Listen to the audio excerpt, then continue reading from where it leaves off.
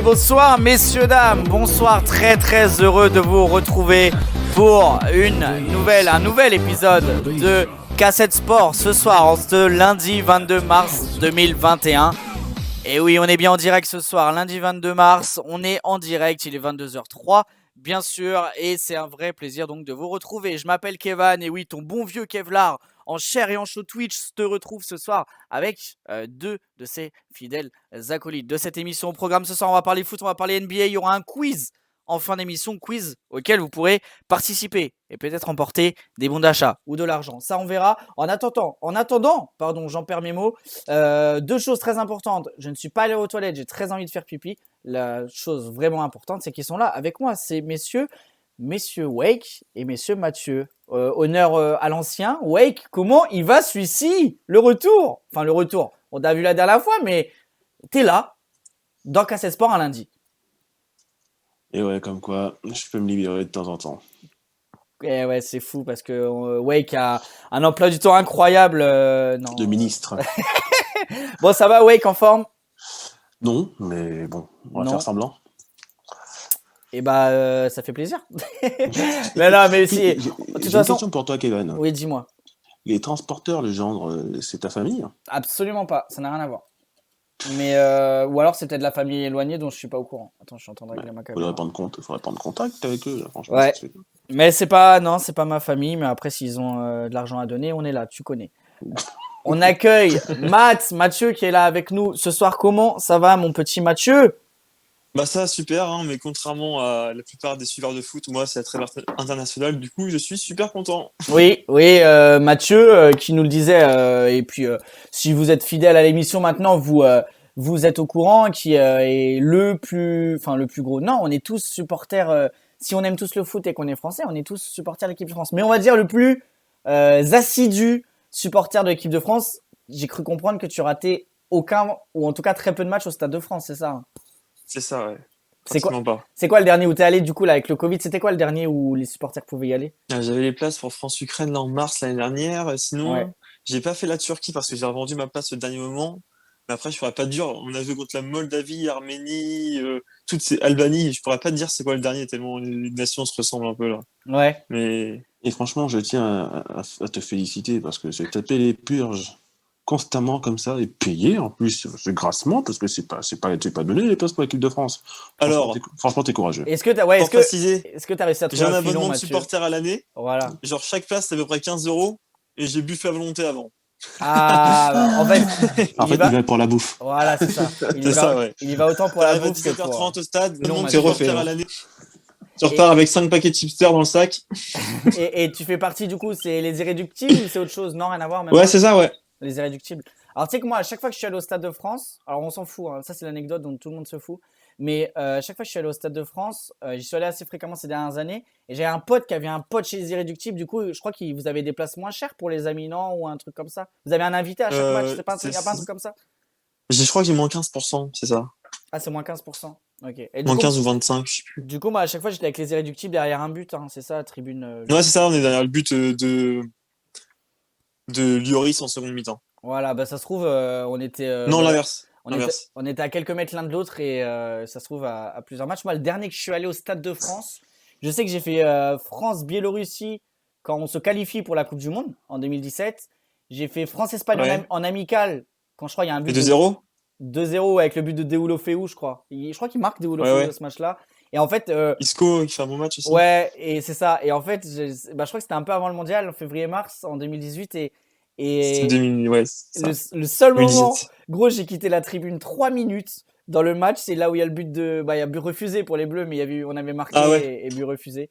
Et voilà. Et sinon, j'avais fait j'ai fait plusieurs matchs d'équipe de France, mais je me rappelle d'un France-Biélorussie qu'on perd 1-0, mais c'est genre 2010. 1-0 la dernière minute. Ouais, c'est ça. C'est ça, ouais. Sous Laurent Blanc. Ouais. Il y avait Oaro, je crois qu'il jouait des trucs comme ça. Ouais, c'était sombre époque.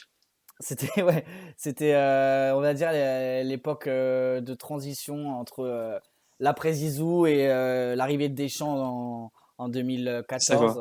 Laurent Blanc en même temps. Avant l'arrivée des talents, quoi. Mais il a pas eu de chance, Laurent Blanc, pour le coup, parce que vraiment il avait pas les meilleures équipes. Il avait des équipes de peintres. Ouais, franchement. Mais Après, ça justifiera pas un Debuchy réveillère en quart de finale d'Euro sur le côté droit aligné ensemble. ouais, contre les Pays-Bas.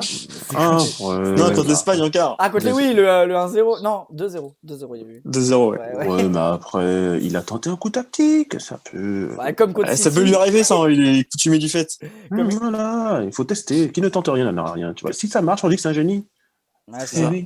Il avait fait pareil contre City en Ligue des Champions, le coup tactique. On a vu ce que ça a donné. Ouais. En Bah, tout mine de cas, rien, c'était une des plus belles pages du PSG, c'était avec Laurent Blanc. Hein. c'est vrai. Et je pense qu'un Laurent Blanc avec l'équipe d'aujourd'hui, l'affaire aurait peut-être été tout autre. Mais bon, on ne sait pas, avec Dessy. On aura le temps de parler de l'équipe de France. Ouais, dis-moi, Mathieu. Il y a Zurtok sur le chat, là, c'est Ouais. avec lui que je joue au Stade de France. Et je vais faire une petite dédicace parce qu'il va bientôt avoir un enfant. Donc voilà, félicitations à lui. Bah, félicitations. Zurtok, c'est un garçon ou une fille? C'est un garçon, ouais. Il va être papa bientôt. Et, ok, bah écoute, félicitations Zurtok. Petite musique pour toi.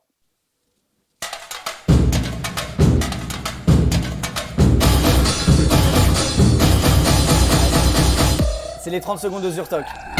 C'est ça. Zurtok.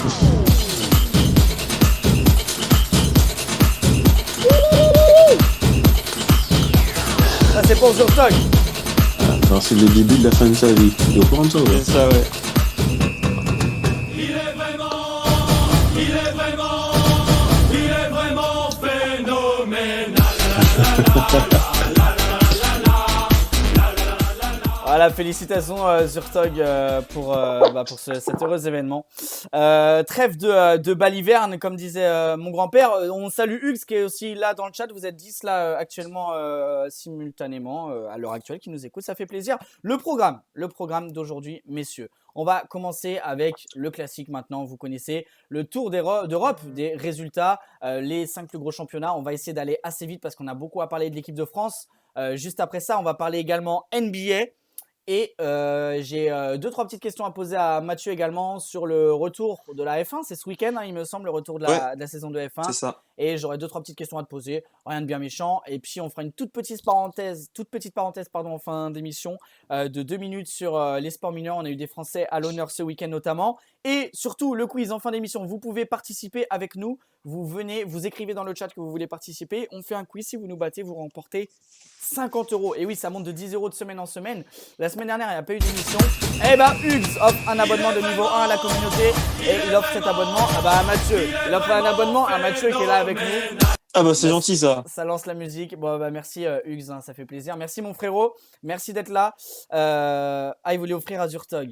Ah, je sais pas. Eh bah t'en offres un deuxième. je sais pas si tu peux non, choisir. c'est super, merci Hugues. Ouais, merci Hugues. Et je sais pas si tu peux choisir à qui t'offres les abonnements. Bon, en tout cas, merci beaucoup du geste Hugues. Dites-nous là dans le chat, les gars, si le stream fonctionne correctement. Normalement, tout devrait bien se passer. Donc, je disais, le quiz en fin d'émission, quand vous venez, vous nous battez, eh bien, on monte de 10 € chaque semaine. La semaine dernière, Bastien, alors c'était mercredi, on a fait une émission un peu spéciale quiz, mais Cassette Sport, la dernière édition, le viewer qui était là avec nous n'a pas remporté le quiz malheureusement, donc on monte cette semaine 50 €. Vous venez participer avec nous. Si vous remportez le quiz face à Mathieu, Wake et moi, vous remportez 50 € de mon achat dans l'enseigne de sport de votre choix ou 50 € cash. Bim, ça part tout de suite, bam. On va commencer direct sans plus tarder parce qu'on a un gros programme ce soir. Le Tour d'Europe des résultats. On va commencer. Alors, on va faire les résultats principaux. Hein. On va pas parler de. Il y a eu quoi? Il y a eu Bordeaux, enfin bref, des purges de Ligue 1. Parce qu'il n'y a pas grand-chose qui a bougé dans le bas de classement et dans le ventre mou. Mis à part un magnifique but de Loriente, on y reviendra après. On va parler bien sûr de la lutte pour le titre avec, et on va commencer par le plus important, c'était le dernier match de cette journée de Ligue 1. Lyon-PSG, la victoire 4-2 du PSG. Le PSG qui menait 4-0 à la 50e minute de jeu, doublé de Mbappé. Paris qui était supérieur et puis qui s'est un peu relâché en fin de match. Qui a été sauvé, arrêt important de Navas à 4-2. Bon, après, voilà, c'est pas non plus l'arrêt de l'année, mais c'est un très bel arrêt important. Et bien sûr, on le souligne parce que Keylor Navas, en ce moment, il sauve. C'est un des joueurs les plus décisifs du PSG. C'est le meilleur gardien du monde en ce moment. Ouais, je pense qu'on peut le dire, c'est le meilleur gardien du monde à l'heure actuelle. Wake, tu as regardé le match. Ton petit retour sur ce match, ce que tu as tiré comme enseignement? Ben alors, je trouve que le 4-5-2 Alors 4-5-2, c'est peut-être le rugby. Non, mais c'était pour un petit clin d'œil par rapport à une émission précédente. Mais Oui, ok. non, ben écoute, est-ce qu'il y a eu un match? Pas vraiment. Bah, c'est le moins qu'on puisse dire, c'est que pas vraiment, oui. Donc voilà, il y a eu 2-0 assez rapidement, puis 3-0, puis 4-0. Et après, une fois que tu mènes 4-0 en deuxième mi-temps, même si tu peux être le joueur le plus sérieux, le plus professionnel du monde, C'est tu vas naturel. forcément te relâcher. Donc, le 4-2 ne reflète même pas vraiment la physionomie du match. C'est-à-dire qu'il y a eu une classe, voire deux classes d'écart entre les deux équipes. Et c'est ce qu'on se tue à dire à chaque fois ici. C'est pour ça que je ne regarde plus la Ligue 1. C'est que le PSG est tellement au-dessus. Quand ils veulent, personne ne les arrête. Quoi. Et là, ils viennent de prendre la première place. Et c'est peut-être jusqu'à la fin de la saison. C'est ça. Déjà. Alors, Et on est au mois de mars. je rappelle que Un peu. je Ouais. pense que ouais, là, c'était la journée décisive avec surtout la défaite de Lille à domicile contre Nîmes à 17h. On y revient juste après. Mais alors, gros match de Mbappé, gros match du milieu de terrain parisien aussi. Et je rappelle, Neymar était sur le banc. Donc, là, vraiment, on a l'impression qu'il y avait quand même, on va pas se mentir, l'année dernière, avec Thomas Tuchel et même il y a 2 ans, enfin, depuis que Neymar est là, on voyait bien que Paris, quand même, c'était compliqué, même encore jusqu'à la trêve, là, en décembre dernier. Enfin, en tout cas, c'est mon ressenti, peut-être que vous n'êtes pas d'accord, mais c'était compliqué sans Neymar d'être. Alors, bien sûr, Paris gagnait ses matchs de Ligue 1, mais on se rappelle d'une victoire pénible contre Metz. Alors bien sûr, encore une fois, comme tu viens de dire, et je suis d'accord avec ça, c'est toujours question de motivation aussi avec le PSG. Mais on sent qu'il y a de moins en moins cette Neymar dépendance. Et là, on sent quand même, malgré, il y a quand même des erreurs, hein, notamment défensives. Mais il y a quand même un collectif là. Il y a pas, enfin, tous les joueurs ont leur importance. Je sais pas si tu vois ce que je veux dire, mais on sent quand même Oui, que là, c'est le collectif, quoi. on est moins Neymar dépendant. Après, encore une fois, franchement, là, cette année, c'est plus tard que d'habitude. D'habitude, on est premier Ouais, c'est ça. dès le mois de septembre. Donc, le championnat est terminé en septembre. Là, le championnat a duré, entre guillemets, le suspense aura duré jusqu'au mois de mars. C'est pas plus mal pour la Ligue 1 en soi, hein, mais c'est pas, voilà, c'est PSG champion, puis voilà, encore une fois, Alors, c'est même plus marrant, quoi. Alors, mathématiquement, rien n'est fait et c'est peut-être le championnat où il y a le plus de suspense en Europe, voire au monde à l'heure actuelle. Mais c'est vrai que quand tu prends s'ils sont décidés, on sait très bien que Paris, voilà, ça, ils vont être au-dessus et ils feront pas d'erreur. Il y a Pastorico, d'ailleurs, salut Pastorico qui est dans le chat. Il y a Soso et Sancho également dans le chat qui nous dit, et c'est vrai, Abdou Diallo à gauche, il fait du bien. C'est vrai qu'il a fait une sacrée perf contre Lyon. Après, faut relativiser. C'était contre un Lyon très faible. Hein.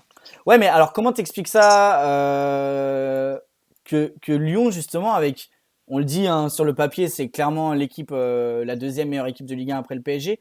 Comment t'expliques que Lyon, là, depuis quelques matchs, il n'y a vraiment plus rien. En tout cas, c'est très compliqué dans le jeu. Et c'est quoi pour vous, c'est quoi les choix de Garcia? Il y a peut-être une démobilisation? C'est quoi pour toi, Mathieu, c'est quoi le problème à Lyon actuellement, là? Moi, je suis vraiment pas fan des choix de Garcia dans son ensemble. Enfin, De Chilio, il a rien à faire sur un terrain de football Il a pris le en bouillon. Ligue 1 quand tu joues des matchs aussi importants. Que ce soit quand il dépanne à droite ou à gauche, ça va pas du tout. Après, hier, là, il y avait pas Aouar, et Aouar, on sait que même s'il fait pas une bonne saison, c'est un joueur qui, dans les grands matchs, généralement, C'est ça. bah, il est toujours très très bon dans les grands matchs.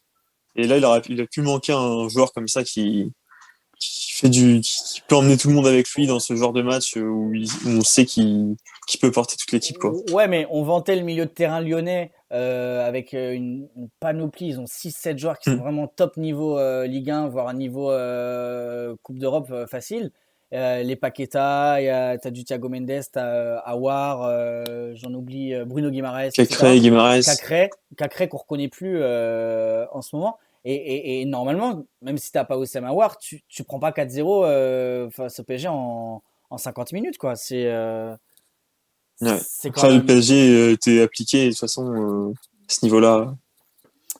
Ouais, et puis on souligne aussi le doublé de Kiki Mbappé. Alors, on disait qu'il n'était pas présent trop dans les grands matchs. Décisif face au Barça, décisif face à Lyon. Voilà, en fait, j'aimerais qu'on parle juste 30 secondes de Mbappé. On va pas s'attarder dessus parce que c'est des débats faits et refaits, mais je pense que, je sais pas votre avis sur Mbappé. Je sais pas trop ton avis, toi, Wake, dessus, mais je sais que t'as tendance à être assez dur avec quels que soient les joueurs, et c'est bien. C'est ça aussi que si on n'est pas difficile, on rentre trop vite dans la facilité. Ça veut rien dire, mais vous avez compris ce que je voulais dire. Mais juste, est-ce que Mbappé, il a pas tellement montré de niveau trop jeune que maintenant, le gars, bah, quand il a. Parce qu'il a combien de buts là? Je suis désolé, j'ai aucun chiffre ce soir, mais il doit être à une trentaine, non, à une 25, quelque chose comme 24, 25 Il a buts. 20 buts en Ligue 1 déjà. Et en fait, alors qu'on dit qu'il fait une saison nulle, quoi, de merde. Est-ce qu'on n'a pas été, est-ce qu'il nous en a tellement pas mis trop plein les yeux dès le début que maintenant, bah, en fait, on l'attend toujours à un niveau à 20 sur 20 à chaque match, quoi. Alors qu'on sait très bien Alors, que les joueurs, ils ont besoin. Enfin, tu peux pas être excellent à tous les matchs, qui que tu Ben sois. écoute, tu sais que quand tu as eu un début de carrière comme le sien, tu places la barre très haut. Donc après, bien évidemment qu'on a des exigences et que quand il est nul, on dit qu'il est nul et légitimement, il n'a pas été bon en début de saison. Donc forcément, il se fait critiquer, mais c'est encore une fois, bien évidemment, on le critique parce on attend un certain standard de sa part. Et s'il ne répond pas et s'il n'est pas à la hauteur du standard qui est placé et qui est bien évidemment plus haut que pour les autres joueurs, il va être critiqué. On sait que quand il est en début de saison, il sait qu'il peut faire bien mieux que ça. Alors, est-ce que c'est dû au fait qu'il n'y a pas eu d'intersaison et qu'avec le Covid, la saison décalée, bah, voilà, il a eu un coup de moins bien et que du coup, bah, ça s'est ressenti dans ses résultats. Ça, je pense que c'est une raison, une excuse valable, puisque c'est un peu le cas pour toutes les grosses équipes qui ont un peu de mal à démarrer cette saison. Et puis tu vois qu'au final, quand même, les choses rentrent dans l'ordre, hein. C'est-à-dire que les favoris reprennent leur place, et puis, mis à part la Juve, mais sinon tous les Ouais. favoris sont placés là où ils devraient être placés. Et On puis va. Mbappé, c'est sûr que, oui, il nous a montré beaucoup quand il a commencé sa carrière, il continue de montrer beaucoup. Et nul doute qu'il va progresser parce qu'il y a encore des aspects dans son jeu où il doit s'améliorer. Mais encore heureux, il a quoi? Il a 22 ans. Donc, Ouais. normal. Et alors toi, je sais que tu es un adepte du beau jeu. Tu dois être content là, ouais, en tant que supporter parisien, de revoir Marco Verratti jouer 90 minutes et de le revoir bah, vraiment essentiel dans le milieu du PSG. Mais c'est sauf voir Marco Verratti positionné à ce niveau-là du terrain. Au-delà du fait qu'il joue Ouais, 90 minutes, hein. C'est Alors bien sûr, il a ce don pour récupérer le ballon, hein. C'est quand même un mec qui peut aspirer pas mal de ballons en tant que milieu défensif, en tant que 6 traditionnel. Mais avec sa clairvoyance, son niveau de passe, la passe c'est du encore gâchis. à Mbappé C'est du gâchis. C'est du là, gâchis de le mettre en 6. sur le quatrième but du PSG, encore Ah ouais, ça passe incroyable encore quoi. c'est ça. Et tu vois, le mec, c'est vraiment le digne héritier de Pirlo. Ouais, et je pense Et que c'est même, alors, ça sans sera manquer de peut-être plus respect à fort, hein. Pirlo, mais je pense Ça sera peut-être plus fort, intrinsèquement, hein. s'il avait l'hygiène de vie qu'avait Pirlo, il serait déjà au-dessus. Et il a encore parce que mine de rien, il a que 28 ans, il me semble, il est sur l'année de ses 29, Verratti, mais donc il a encore quelques belles années là. Il est comme on dit dans son prime, donc théoriquement son meilleur Ouais, mais niveau là. il a gâché trop d'années. Mais ouais, Alors, c'est ça. c'est-à-dire qu'on va toujours se souvenir de lui comme un talent un peu gâché parce que il aurait dû être meilleur que Pirlo et au final, qu'est-ce qu'il va gagner? Qu'est-ce qu'il va gagner dans sa carrière? Pas grand-chose. Et, euh, et ouais, c'est du gâchis. Mais en tout cas, pour en revenir au sujet, ouais, enfin oui, c'est bien qu'il joue 90 minutes. En même temps, avec le Covid, tout est fermé, donc il peut pas sortir. C'est ça en fait. Euh, Il y a toutes les boîtes de nuit fermées, donc là il se dit merde, putain, je joue au foot quoi. et oui, Jamie, ça change tout. Et, Ouais. euh, et donc, du coup, il est bon. Et puis, repositionné comme l'a positionné Pochettino, je pense que je pense pas, je sais pas pourquoi on n'y a pas pensé plus tôt, très honnêtement. Ouais, ouais, parce que je pense que les entraîneurs avant mettaient plus en avant sa qualité de récupérateur plutôt que sa qualité de potentiel numéro 10, en tout cas 8, enfin milieu de terrain porté vers l'avant. Et on voit que ouais, positionné comme ça, il enchaîne quoi. Et c'est vrai que ça fait plaisir de le voir à ce niveau-là. Et qu'on se dit toujours, putain, mais si seulement il voulait s'impliquer, avoir une hygiène de vie consacrée au C'est football, clair. il pourrait rentrer dans la légende. Bon, il reste quand même de belles années à Verratti, ça fait plaisir de le voir à ce niveau-là. Le PSG en aura bien besoin contre le Bayern en Ligue des Champions. Alors, nouvel abonnement. Qui s'est abonné? Sébastien Zurtog. Zurtog qui a pris un abonnement niveau 1. La petite musique, voilà la petite musique de Zurtog. D'ailleurs, la musique qui dure pas assez longtemps. Il fait une petite modification en direct. Abonnement, voilà, abonnement. Et on va la mettre un peu plus normalement la musique est un peu plus longue. Merci beaucoup Zurtog de l'abonnement, merci beaucoup. Alors Pastorico qui nous dit quand tu as l'ambition de devenir le meilleur, tu es obligé d'être exigeant. Oui, ça bien sûr, évidemment, on est tous d'accord là-dessus avec ça. On va parler donc le PSG qui a repris la tête à égalité de points avec Lille, mais avec une meilleure différence de but puisque Lille s'est incliné sur sa pelouse face à l'ogre nîmois. Les crocos qui sortent un peu la tête de l'eau, mine de rien, un nul contre Montpellier, là une victoire face à Lille, ça va un peu mieux du côté de Nîmes qui enchaînait les défaites en début de championnat. Je sais pas si vous avez regardé le match, perso, je vais pas vous mentir, j'ai pas regardé le match. Non, non plus. En famille. Wake, non. Du tout. Je te dis, je regarde pas les gars, mais oui, le gars il continue de me demander si je regarde les matchs, les gars. Non. Est-ce que tu as regardé Nantes-Lorient, Wake? Tout à fait, oui. Si t'as pas regardé, t'as raté un magnifique but. Non, vraiment, j'ai vu le but de Llorente, mais De qui? Loriente. Llorente, il joue à l'Atlético, mais c'est Loriente. En fait, c'est Loriente le Lorientais, quoi. C'est ça. Ouais, non, mais c'est exactement ce que j'ai dit. Hein. T'as dit Llorente. Là, tu chipotes. Hein. C'est vrai qu'il nous a mis un coup franc Juninesque, là. Par contre, il faudra qu'on m'explique ce nom de famille espagnol, francisé, du coup. Ouais, c'est. C'est Loriente. Loriente dans quel coin? Contrôle orienté. Contrôle orienté. Ah, je l'avais pas celle-là. Loriente qui d'ailleurs a remplacé Moussa Diaby là pour l'Euro Espoir qui va commencer jeudi pour l'équipe de France.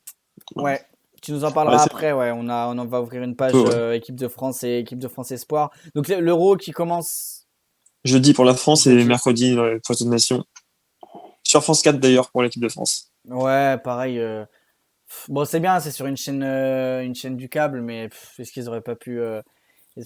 Bon. Après, ça reste Espoir. Mais moi, je trouve bien que ça soit sur France 4, hein, personnellement. Non, mais je me souviens qu'il y a une époque. Bon, il y a avant, c'est sur W9. Ouais, j'allais te dire ça. W9 fut un temps. Ouais, voilà, c'est ça. Oui, mais W9, après, c'est le groupe TF1 le groupe France Télévisions qui a récupéré. Ben, tant mieux. Ouais, c'est sûr. Si M6 en voulait, ils les auraient pris, quoi. C'est juste qu'ils les ont pas pris. Ce serait sympa que les Bleus aillent en demi ou en finale et que ce soit diffusé sur France 2 ou France 3, quoi. France 4, ça reste quand même un peu en retrait des deux chaînes. Mais bon, déjà, c'est bien. Tu peux pas te permettre pour l'instant de diffuser du championnat. Par Espoir, même si c'est la phase finale. Tous les matchs, tu veux dire? Ouais, les matchs de poule, surtout. Ouais, surtout que là, je suis d'accord. Islande, Danemark, je sais plus qui est le troisième, Russie. Risque d'avoir des branlés, en plus, des matchs c'est pas très télégénique, tout ça. Ouais, c'est voilà, vrai. tu mets un France-Espagne, oui. Voilà, un France-Italie, oui. Voilà, France, il fait héroïque, quoi.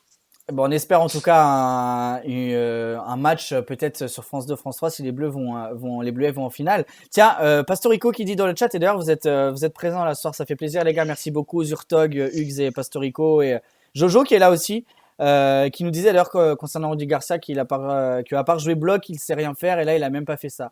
C'est vrai, je suis assez d'accord avec toi. Qui nous disait donc, Pastorico, que Loriente, il a joué à l'USO, à Orléans, la saison 2018-2019, c'est vrai. Il a fait 16 matchs à l'USO et pour 3 buts marqués. Voilà. On se rappelle aussi qu'il y a quelques années de ça, un certain Nicolas Pepe a joué chez nous à l'USO, en Ligue 2, voire même peut-être, je me demande pas si c'était en National à l'époque. Et maintenant... Sérieux, Nicolas Pepe, il a joué à Orléans? Ouais, Nicolas Pepe, il a joué à l'USO et je me souviens que l'année où Strasbourg monte en Ligue 2, de National à Ligue 2, donc il y a 4 ans, et Nicolas Pepe jouait à l'USO cette saison-là. Et j'étais allé le voir au stade de la Source. Merci Pastorico de l'info de ça, tu vois, j'étais pas au courant de ça. On enchaîne, donc on va parler. Ouais, il était meilleur joueur national, Pepe. Voilà, c'est en national, 19 buts. C'est vrai qu'il avait été, c'était sa première grosse saison. On enchaîne donc avec alors pareil, l'autre Mathieu. Devait être là ce soir, il a eu un petit imprévu malheureusement. Je voulais qu'il nous parle de Saint-Étienne-Monaco. Je vous cache pas que j'ai pas vu le match non plus. Je l'ai regardé en replay. T'as regardé, je crois avoir compris que tu l'avais regardé. avec un très bon Tchouaméni, il me semble. C'est ça, Et ouais. Monaco qui a maîtrisé son sujet. Bon, on sait que Saint-Etienne, cette saison, c'est très faible. Ton résumé de ce match, mon petit Matt? Ouais, bah, alors, au début de match, il y a Monaco marque assez vite, c'est là, avec une super inspiration de Tchouaméni. Après, je sais plus pour qui fait la passe D. Après, c'est un peu ouvert et tout, et Monaco enfonce assez vite le clou. Et pour revenir à Tchouaméni, c'est pas son meilleur match en Ligue 1, hein. Là, il a fait un but en une passe D, donc forcément, pour un 6, ça arrive pas souvent. Mais ça n'a pas été son match le plus impressionnant, même s'il a été bon. Ouais, Sofiane Diop, Youssouf Fana ont été très très bons sur ce match. Et mine de rien, Monaco qui continue sa Mm, marche en mm, mm. avant discrètement, mais qui est toujours là. Ah bah là, et avec ce qui se passe devant, c'est un bon week-end pour eux, hein. Ouais, c'est ça. Et c'est dommage d'ailleurs que Monaco ait perdu tant de points en début de saison parce que là, c'est vrai qu'ils sont presque sur un. Enfin, ils sont irréprochables quoi, depuis quelques matchs. Au niveau du classement, juste avant d'en venir à l'OM. Alors, s'il y a eu la défaite, mais compréhensible à Strasbourg pour Monaco. La défaite 1-0 il y a quelques semaines de ça avec un but Qu'est-ce qu'il faut pas entendre? d'Éric Gilbert à la 91e. Mais sinon, ouais, Monaco, c'est assez solide. Le classement, ça donne premier PSG 63 points, deuxième Lille 63 points. Lille qui s'est donc incliné à domicile face à Nîmes. Et celle-là va faire du mal. Les Lillois, ils sont en train de patauger dans la soupe là depuis l'élimination en Europa League. Lyon troisième, 60 points. Lyon a seulement 3 points du leader alors qu'ils ont perdu 2, 4, 7 points sur les 12 derniers possibles. Ils en ont pris que 5. C'est dommage Lyon parce qu'en plus ils ont vraiment que ça à jouer cette saison. Donc voilà, mais bon. Et il y a la Coupe de France aussi, mais bon. Lyon toujours dans la course. Alors Zurtog qui nous dit Monaco a déroulé Tchouaméni très complet et très opportuniste. Merci beaucoup Zurtog. Donc Monaco 4e, 59 points. Et 5e, le Racing Club de Lens, 48 points qui s'est imposé à Strasbourg 2-1 dans le derby des Racing. Et 6e, 45 points à 3 points de la Conference League, la 3e Coupe d'Europe qui aura lieu à partir du mois d'août, s'il me semble, ou septembre prochain. L'Olympique de Marseille de notre cher Matt qui est là ce soir. Marseille qui a pris une fessée à Nice, qui vraiment cette saison est plus que moyen. Même s'il y a du mieux chez les Niçois, 10 points pris sur les 12 derniers possibles. 3-0 pour Nice face à Marseille. J'imagine que tu as regardé le match, Mathieu. Non, j'ai Même regardé les deux autres sur Sampaoli, mais celui-là, j'ai pas pu le regarder. Ah bah c'est pour ça qu'ils ont perdu.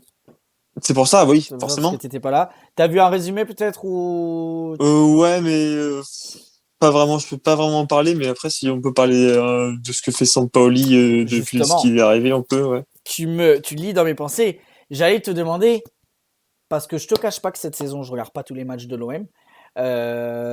Quelles sont les différences au niveau du jeu, et même pas qu'au niveau du jeu, mais qu'est-ce qui a changé clairement à l'Olympique de Marseille au niveau du club depuis l'arrivée de Sampaoli? Bah alors déjà, les entraînements sont beaucoup plus durs. Enfin, ça travaille beaucoup plus, même si là, forcément, en une semaine, là, ça fait depuis lundi, ça doit faire 1 ou 2 semaines qu'il est là. Il a pas tout révolutionné, mais on a déjà vu des traces. Il a commencé avec à mettre 3 défenseurs derrière. Du coup, on voit une équipe de Marseille qui en possession a vraiment les 3 défenseurs centraux sur la ligne médiane, avec les 2 latéraux super espacés, avec Camara un petit peu au-dessus et une ligne de 4 devant qui essaie de se placer entre les lignes. Donc déjà, on voit ça. Après, il y a certaines choses qui sont pas encore maîtrisées. Ça se voit pour les joueurs. Il va falloir qu'ils s'habituent à ça. Genre, il n'y a pas beaucoup de prise de responsabilité d'Alvaro balle au pied pour casser les lignes, tout ça. Mais je pense que ça va être réglé d'ici peu. Il en est capable, tu penses, vraiment dans le fond ou Je pense qu'il peut en être capable, c'est juste qu'il a peut-être été habitué toute sa carrière Ouais. à dégager loin devant, à pas faire vraiment comme ça et que va falloir juste qu'il s'y habitue, quoi. Ouais, le bon vieux stopper de district. C'est ça. Et alors au niveau du club, alors Encham Gay très intéressant nous dit Zurtog aussi. Toi t'en penses quoi de Encham Alors Encham, ouais, c'est pas mal. Là, c'est un peu compliqué ses débuts, mais je sais à peu près la qualité qu'il a pour la Ligue 1, c'est pas mal. Gay, lui, sa saison, Faut dire qu'il a pas été Très aidé. très bonne surprise. Non, puis il faut dire qu'il a pas eu le meilleur des accueils. Non, on a connu mieux. Son arrivée était la base presque la base principale. Non, on peut pas dire ça, mais en tout cas Ouais, c'est une excuse d'un de conflit, ouais, Villas-Blas, quoi. d'un conflit entre Villas-Boas et sa direction. Mais là, t'attends quoi là de l'OM d'ici la fin de saison, clairement? Alors, je veux juste voir des progrès dans le jeu, mais bon, j'aurais bien aimé qu'on soit qualifié encore en Coupe de France pour pourquoi pas essayer d'aller loin avec Sampaoli qui, sur un match, je pense, peut renverser du monde. Mais là, ça me ferait chier d'aller jouer l'Europa League, en fait, les phases de poule, tout ça. Moi, c'est des matchs dans la semaine, ça te rajoute des matchs et ça te fait 2 matchs de merde parce que les joueurs sont fatigués dans la semaine et du coup, je suis pas fan de l'Europa League. Alors, tu Et parles de l'Europa League ou de la Conference League? Parce que là, vous êtes encore moins de la Conference League, du coup, là. là, en fait, pour l'instant, vous êtes même pas en Conference League, mais ouais, si vous finissez 5e, à part si le PSG, Lille ou Lyon ou Monaco remportent la Coupe de France, mais vous serez en Conference League du coup. C'est ça, ouais. Donc toi, t'as pas envie de la jouer, que ce soit Europa League ou. Après, si on y est, tant mieux, hein, mais enfin, pour moi, c'est pas un désastre si on n'y va pas, quoi. Tu préfères restructurer pour la saison prochaine et repartir. C'est ça, ouais. Pourquoi pas? Parce que le problème, c'est qu'on n'a pas l'effectif pour jouer 2 compétitions et ça, c'est un coup à ce qu'on mette des joueurs pour jouer l'Europa League et qu'on joue en Ligue 1 avec une équipe fatiguée, tout ça, et qu'on aille 2 matchs de merde dans la semaine. Enfin, je connais. Après, ouais, c'est sûr. Surtout, là, on a l'exemple parfait avec Lille cette saison qui, sans la Coupe d'Europe, je pense, aurait quelques points en plus en championnat, malgré le fait qu'ils aient quand même un effectif assez profond.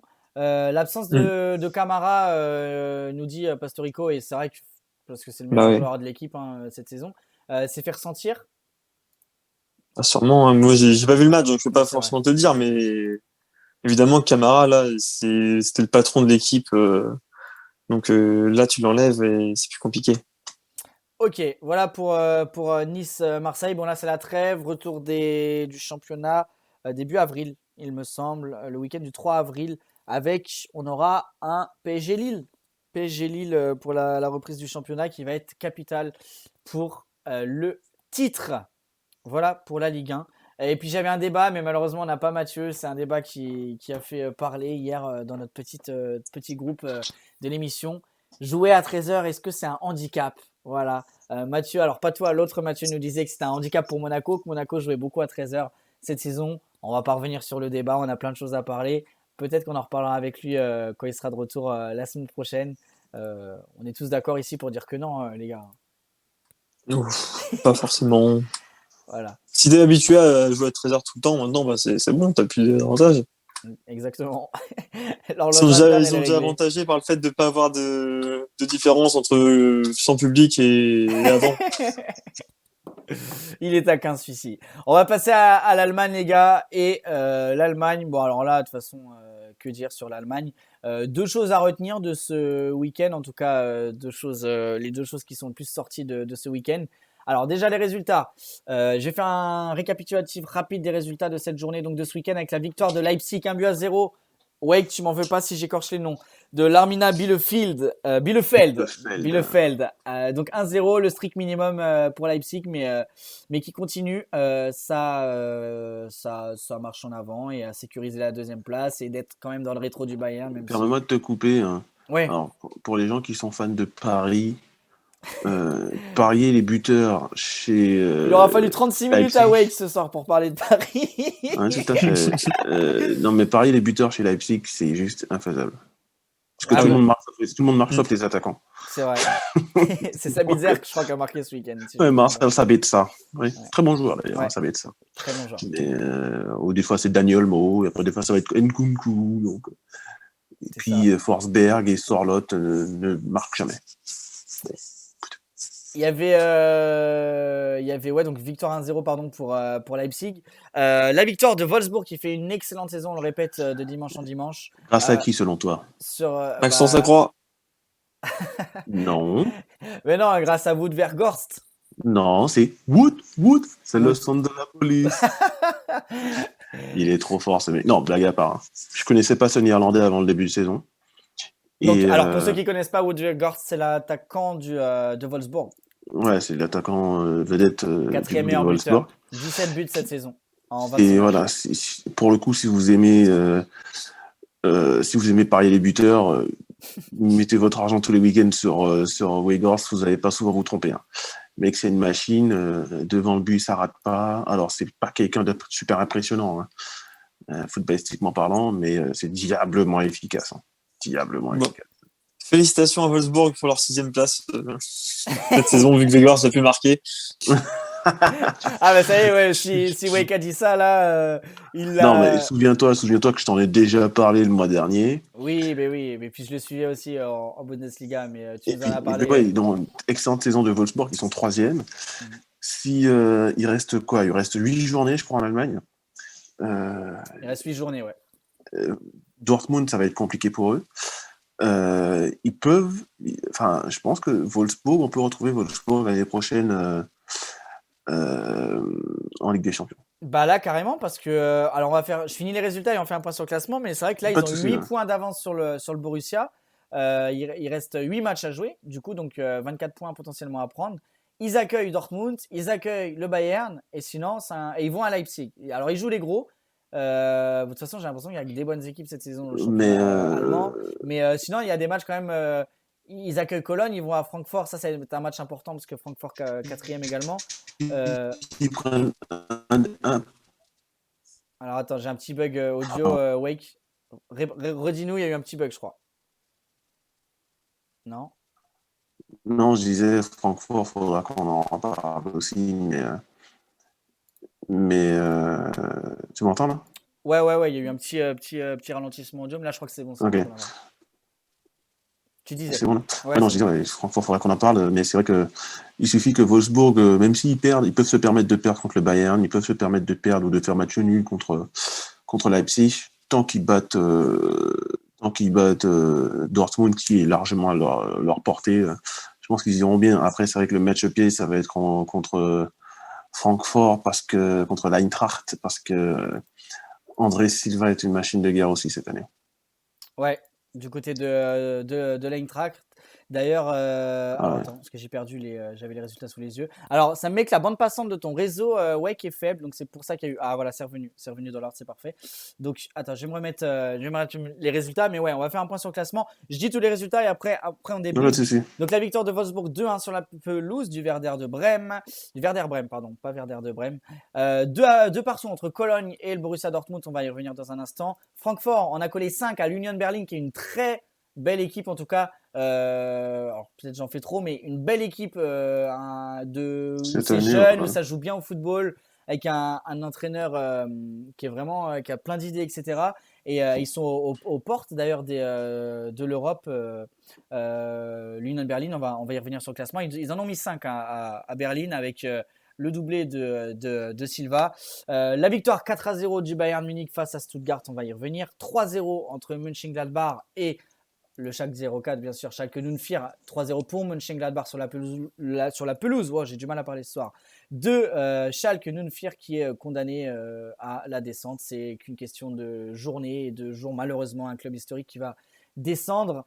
La victoire de Mayence 2-1 sur la pelouse d'Offenheim. 3-0 pour le Hertha Berlin face au Bayer Leverkusen qui lui aussi va très mal après un énorme début de saison. Depuis la trêve, clairement, c'est plus ça. Hein. Il y a 3 victoires. Mettre plus un pied devant l'autre. Hein. Ouais, c'est ça, exactement. Il y a clairement le château de cartes s'est écroulé à Leverkusen. Et puis, j'étais premier du championnat, quoi. C'est vrai. Et puis impressionnant en Europa League et tout. Et puis finalement, ça c'est. Ils se sont fait sortir salement. C'est ça. Et la victoire 2-0 de Fribourg face à Augsbourg. Donc, dans un premier temps, on revient sur l'Eintracht Francfort. Tu voulais parler d'André Silva qui a encore mis 2 buts ce week-end, qui est au four et au moulin. Il est partout. Ah non, mais André Silva, il est juste impressionnant. C'est un joueur qui, formé à Porto, a vite tapé dans l'œil des grands clubs européens, hein, puisque bon, il part très vite ensuite au Milan AC. Ça se passe pas bien au Milan AC. Ah, comme beaucoup de joueurs, hein, d'ailleurs, j'ai l'impression que. L'AC Milan, depuis la fin de Kaka, ça va plus. Donc tous les joueurs qui passent à l'AC Milan depuis cette période-là ne font rien. Donc, et puis prêté au Séville, bon, c'est moyen. L'année dernière à Francfort, il fait déjà une bonne saison. Mais cette année, alors l'année dernière, c'est 37 buts, c'est 16 buts en 37 matchs. Donc ce qui est tout à fait honorable. Hein. Mais dans le jeu, c'était lui le dépositaire. Hein. C'était clairement le jeu tournait autour de lui. Hein. Et puis là, le mec, cette année, en 26 matchs, c'est 22 buts. Ouais. Donc c'est juste. Alors bien sûr, le championnat allemand est un championnat qui est ouvert, etc. Oui, d'accord, on est d'accord. Mais il faut les planter, les 22 buts. Tu vois. Il faut les mettre. Et oui, et pareil, il avait perdu carrément sa place en équipe nationale. Là, clairement, il mérite.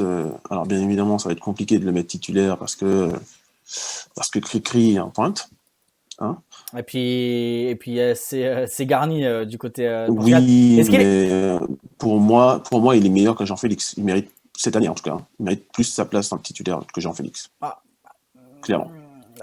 Bah, ces derniers jours, en fait, ces dernières semaines, c'est vrai que Joao Félix, je crois qu'il y a eu un petit problème avec Diego Simeone parce que maintenant il est remplaçant et il l'a beaucoup moins fait jouer. Alors, je sais pas si toi, Mathieu, t'as un peu suivi ça de plus près, mais j'ai l'impression que Joao Félix, sa relation avec Simeone, elle est pas au beau fixe. Est-ce qu'il a été sélectionné là par Fernando Santos Silva là pour Ouais, je pense qu'il a été sélectionné quand même, je vais aller voir ça tout de suite, mais après, forcément, sa relation avec Simeone, ils parlent pas le même football, les deux, quoi. Donc, Ouais, c'est sûr, mais tout le monde ne peut pas, comme Griezmann, complètement changer son jeu et accepter les principes de Simeone. Mais bon, il le savait en venant, hein.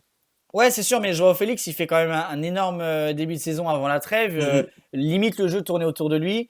Bon, après, il y a eu l'éclosion de Llorente aussi cette saison, etc. Mais j'ai l'impression que, en tout cas, hein, moi, alors je vous cache pas que je regarde pas tous les matchs de l'Atlético, mais de loin, j'ai l'impression qu'il y a un petit, c'est pas la grande joie entre Simeone et Joao Félix. Mais en tout cas, pour revenir à André Silva, ouais, il est sélectionné, oui. Sélectionné du coup, ouais. Et ouais, titre, mais hein. pour en venir à André Silva, c'est juste impressionnant sa saison cette année. Il est encore, si je ne m'abuse, non, il a été vendu là, donc il est plus sous forme de prêt, donc il appartient, c'est un joueur à part entière de l'Eintracht Francfort. Donc peut-être qu'à la fin de la saison il va partir, hein, puisqu'avec la saison qu'il fait, je pense pas que les clubs européens, les grands européens vont le laisser passer, pas une deuxième fois. Il n'est pas à son niveau. Alors même s'il va faire la Ligue des Champions, l'Eintracht risque d'être qualifié en Coupe d'Europe l'année prochaine. Il n'a pas le niveau pour rester dans ce club. Bah justement, sans aucune. Tu me fais la passe D. Oui, puis surtout que pour venir à ça, Francfort, alors il y avait qui? Il y avait Rebic et il y avait Jovic.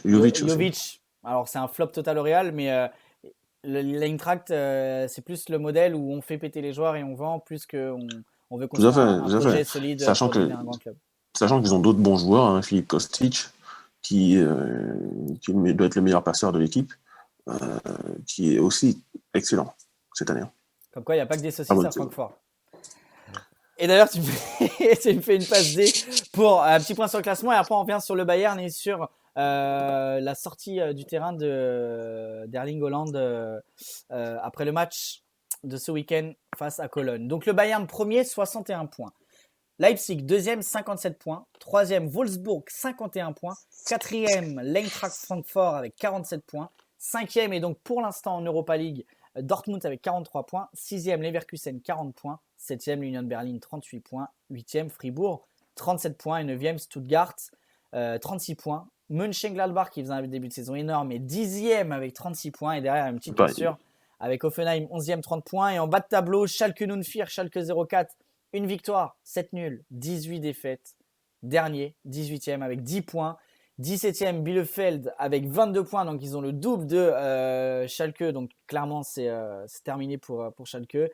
Cologne, pour l'instant, barragiste, 16e avec 23 points. Et 15e et 14e, Mayence et le Hertha Berlin avec 24 points. Voilà pour le classement. Alors, le Bayern, revenons-en au Bayern. Alors juste après, on a appris cette semaine, en tout cas la semaine dernière plus, le tirage au sort de la Ligue des Champions, des quarts de finale. Le PSG, on va pas se mentir, a écopé du pire tirage puisqu'il affrontera le Bayern en quart de finale et en plus s'il gagne, il affrontera potentiellement Manchester City. De toute façon, pour gagner la Ligue des Champions, faut battre les meilleurs. On aura le temps d'y revenir sur la Ligue des Champions. Je voulais revenir sur le Bayern de ce week-end. Carton rouge pour Davis dans le premier quart d'heure de jeu, à la 12e minute de jeu. Le coach lambda, il sort un attaquant, il met un défenseur. Ou en tout cas, 9 coachs sur 10. Eh ben Le coach de non. Ligue 1. Comment ? Le coach de Ligue 1, il fait ça. Oui, le coach de Le Ligue 1. coach formé en France. C'est ça. Et Flick, eh bien, non. Il n'a rien changé du tout. Et là, le Bayern se sont dit, bon, on est 10 contre 11, vas-y, on va jouer un peu. Là, c'est un peu plus serré. Et triplé de Lewandowski. 4-0 au bout de 40 minutes de jeu. Terminé à la mi-temps. 4-0 fin de match. Deuxième mi-temps, clairement, c'était la balade. Incroyable, le Bayern. On n'a plus les mots, les gars. Ouais, mais après, quand t'es tellement sûr de ton jeu, que tu sois à 10 ou à 11, ça te dérange pas. D'ailleurs, un petit clin d'œil à Pastorico là, qui parle de l'équipe de Schalke 04, de Coriani. Kevin Kourani. Ce bon À vieux. l'époque, hein. Ouais, Apoclé. Kevin Kourani à l'époque c'est il y a bien 10-11 ans, hein, ça, hein, plus. Ouais. Hein. Et excellente équipe avec Manuel Neuer dans les buts d'ailleurs, aussi. Excellente équipe qui a été championne d'Allemagne, je crois. Mais même il n'y a pas Et donc, si longtemps, ouais, le Bayern, Schalke était en Ligue des Champions. Oui, avec Raoul. Avec Raoul à l'époque aussi. Et Klaas-Jan Huntelaar. En effet. On continue. Mais pour en venir au Bayern, ouais, c'est... Après, quand tu es sûr de ton jeu, c'est beaucoup plus facile avec la force offensive qu'ils ont aussi. Alors, tu as des petits problèmes de réseau, mon Wake. C'est très fort. Alors, Wake, je te coupe 2 secondes. Tu as des petits problèmes de réseau. Ça lag un peu. Pendant ce temps-là, je vais lire les commentaires dans le chat. Jojo qui dit Lewandowski Ballon d'Or s'il y a Ligue des Champions. Et en plus, il va battre le record de Müller de buts en championnat. Ah bah c'est sûr que s'il y avait eu... Attends, s'il y a Ligue des... Ah non, s'il y a Ligue des Champions à la fin de saison pour le Bayern, ouais. Bon, de toute façon, oui. Oui, clairement oui. Tous les votants m'ont voté pour l'année dernière en plus, quoi, donc oui. Oui, en plus, oui, il s'est fait voler la saison dernière parce qu'il n'y a pas eu de Ballon d'Or et clairement, il le méritait.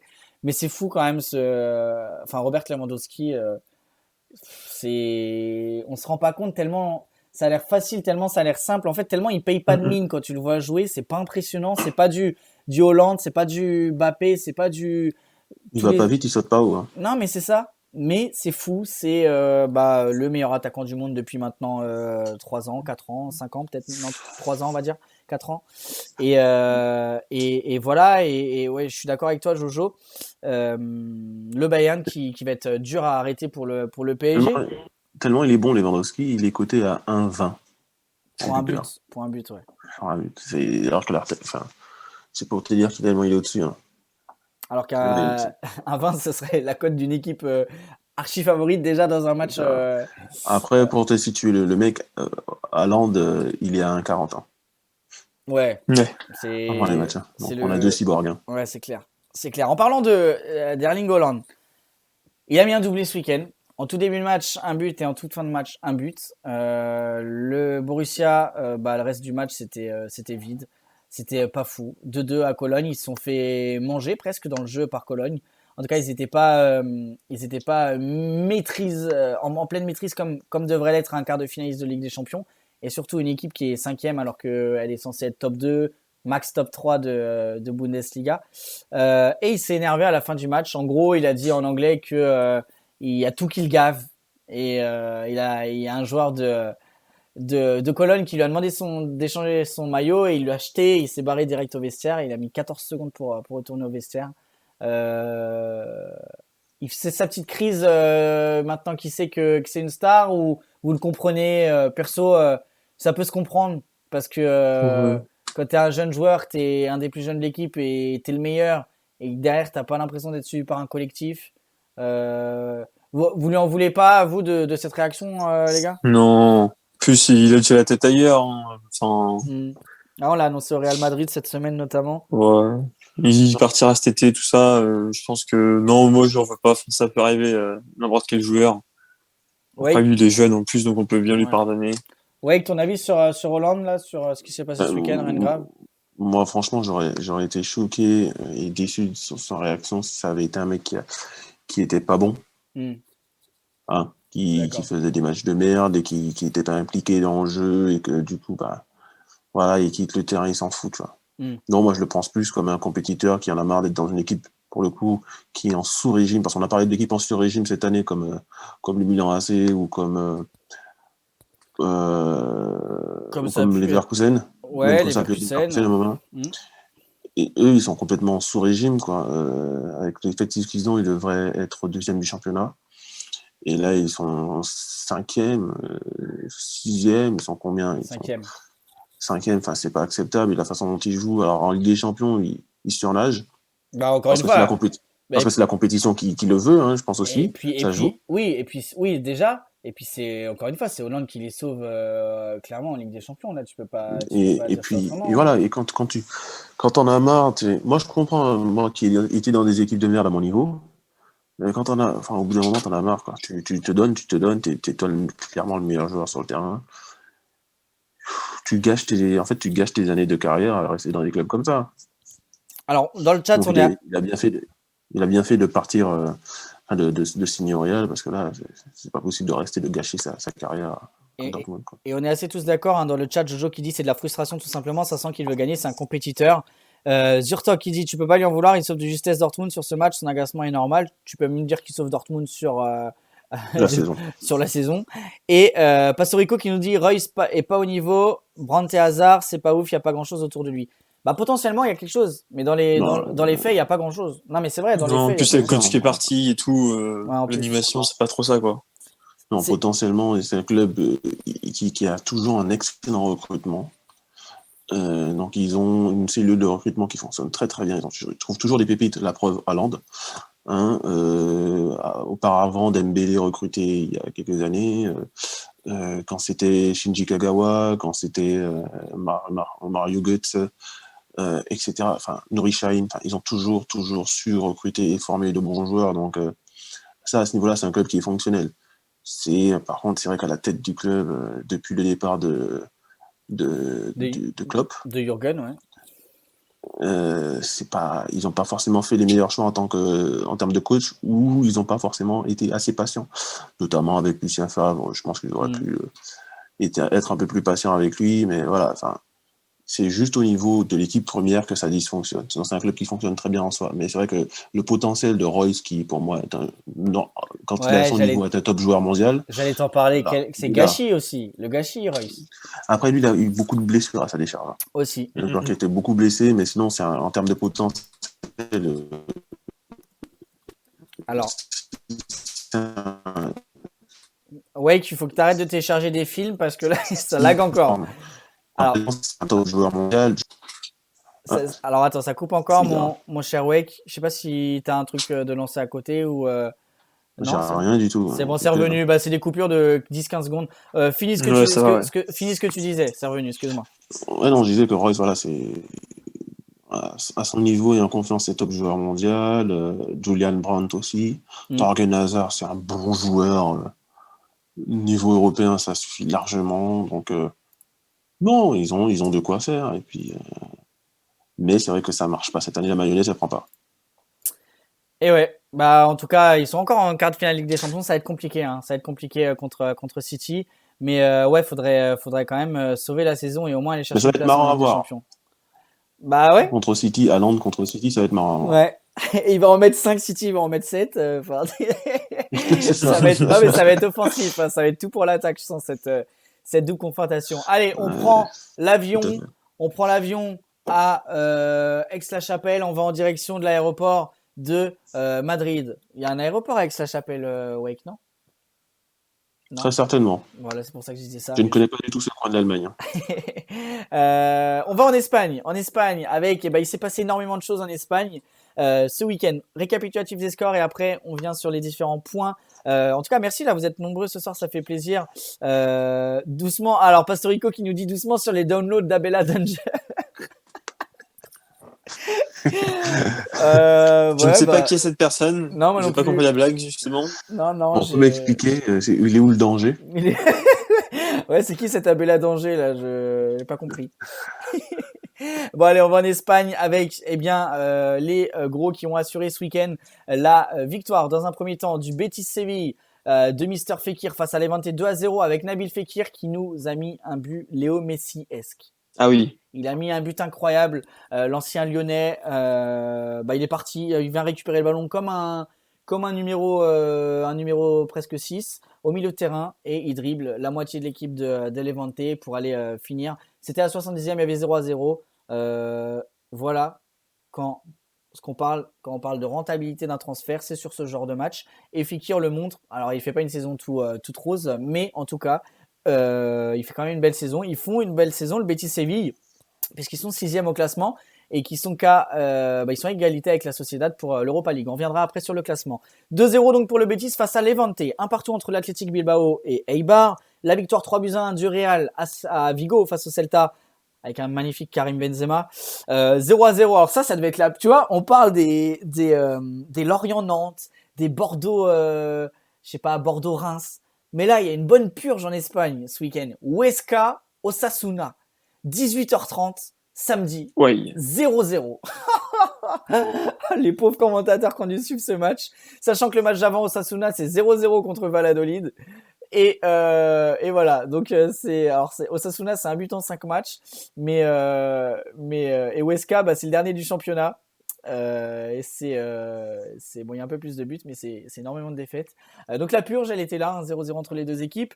Un partout entre Valladolid et le FC Séville, avec un but à la dernière seconde du gardien, du portier du FC Séville pour égaliser. Bono qui égalise sur coup franc. Alors tu vois, sur corner, pardon. Après un corner, on parle des défenses. Alors on dit en France, on joue tout pour la défense. Mais pour le coup, je trouve qu'en France, on n'a pas tout le temps des défenses dégueu quand on voit.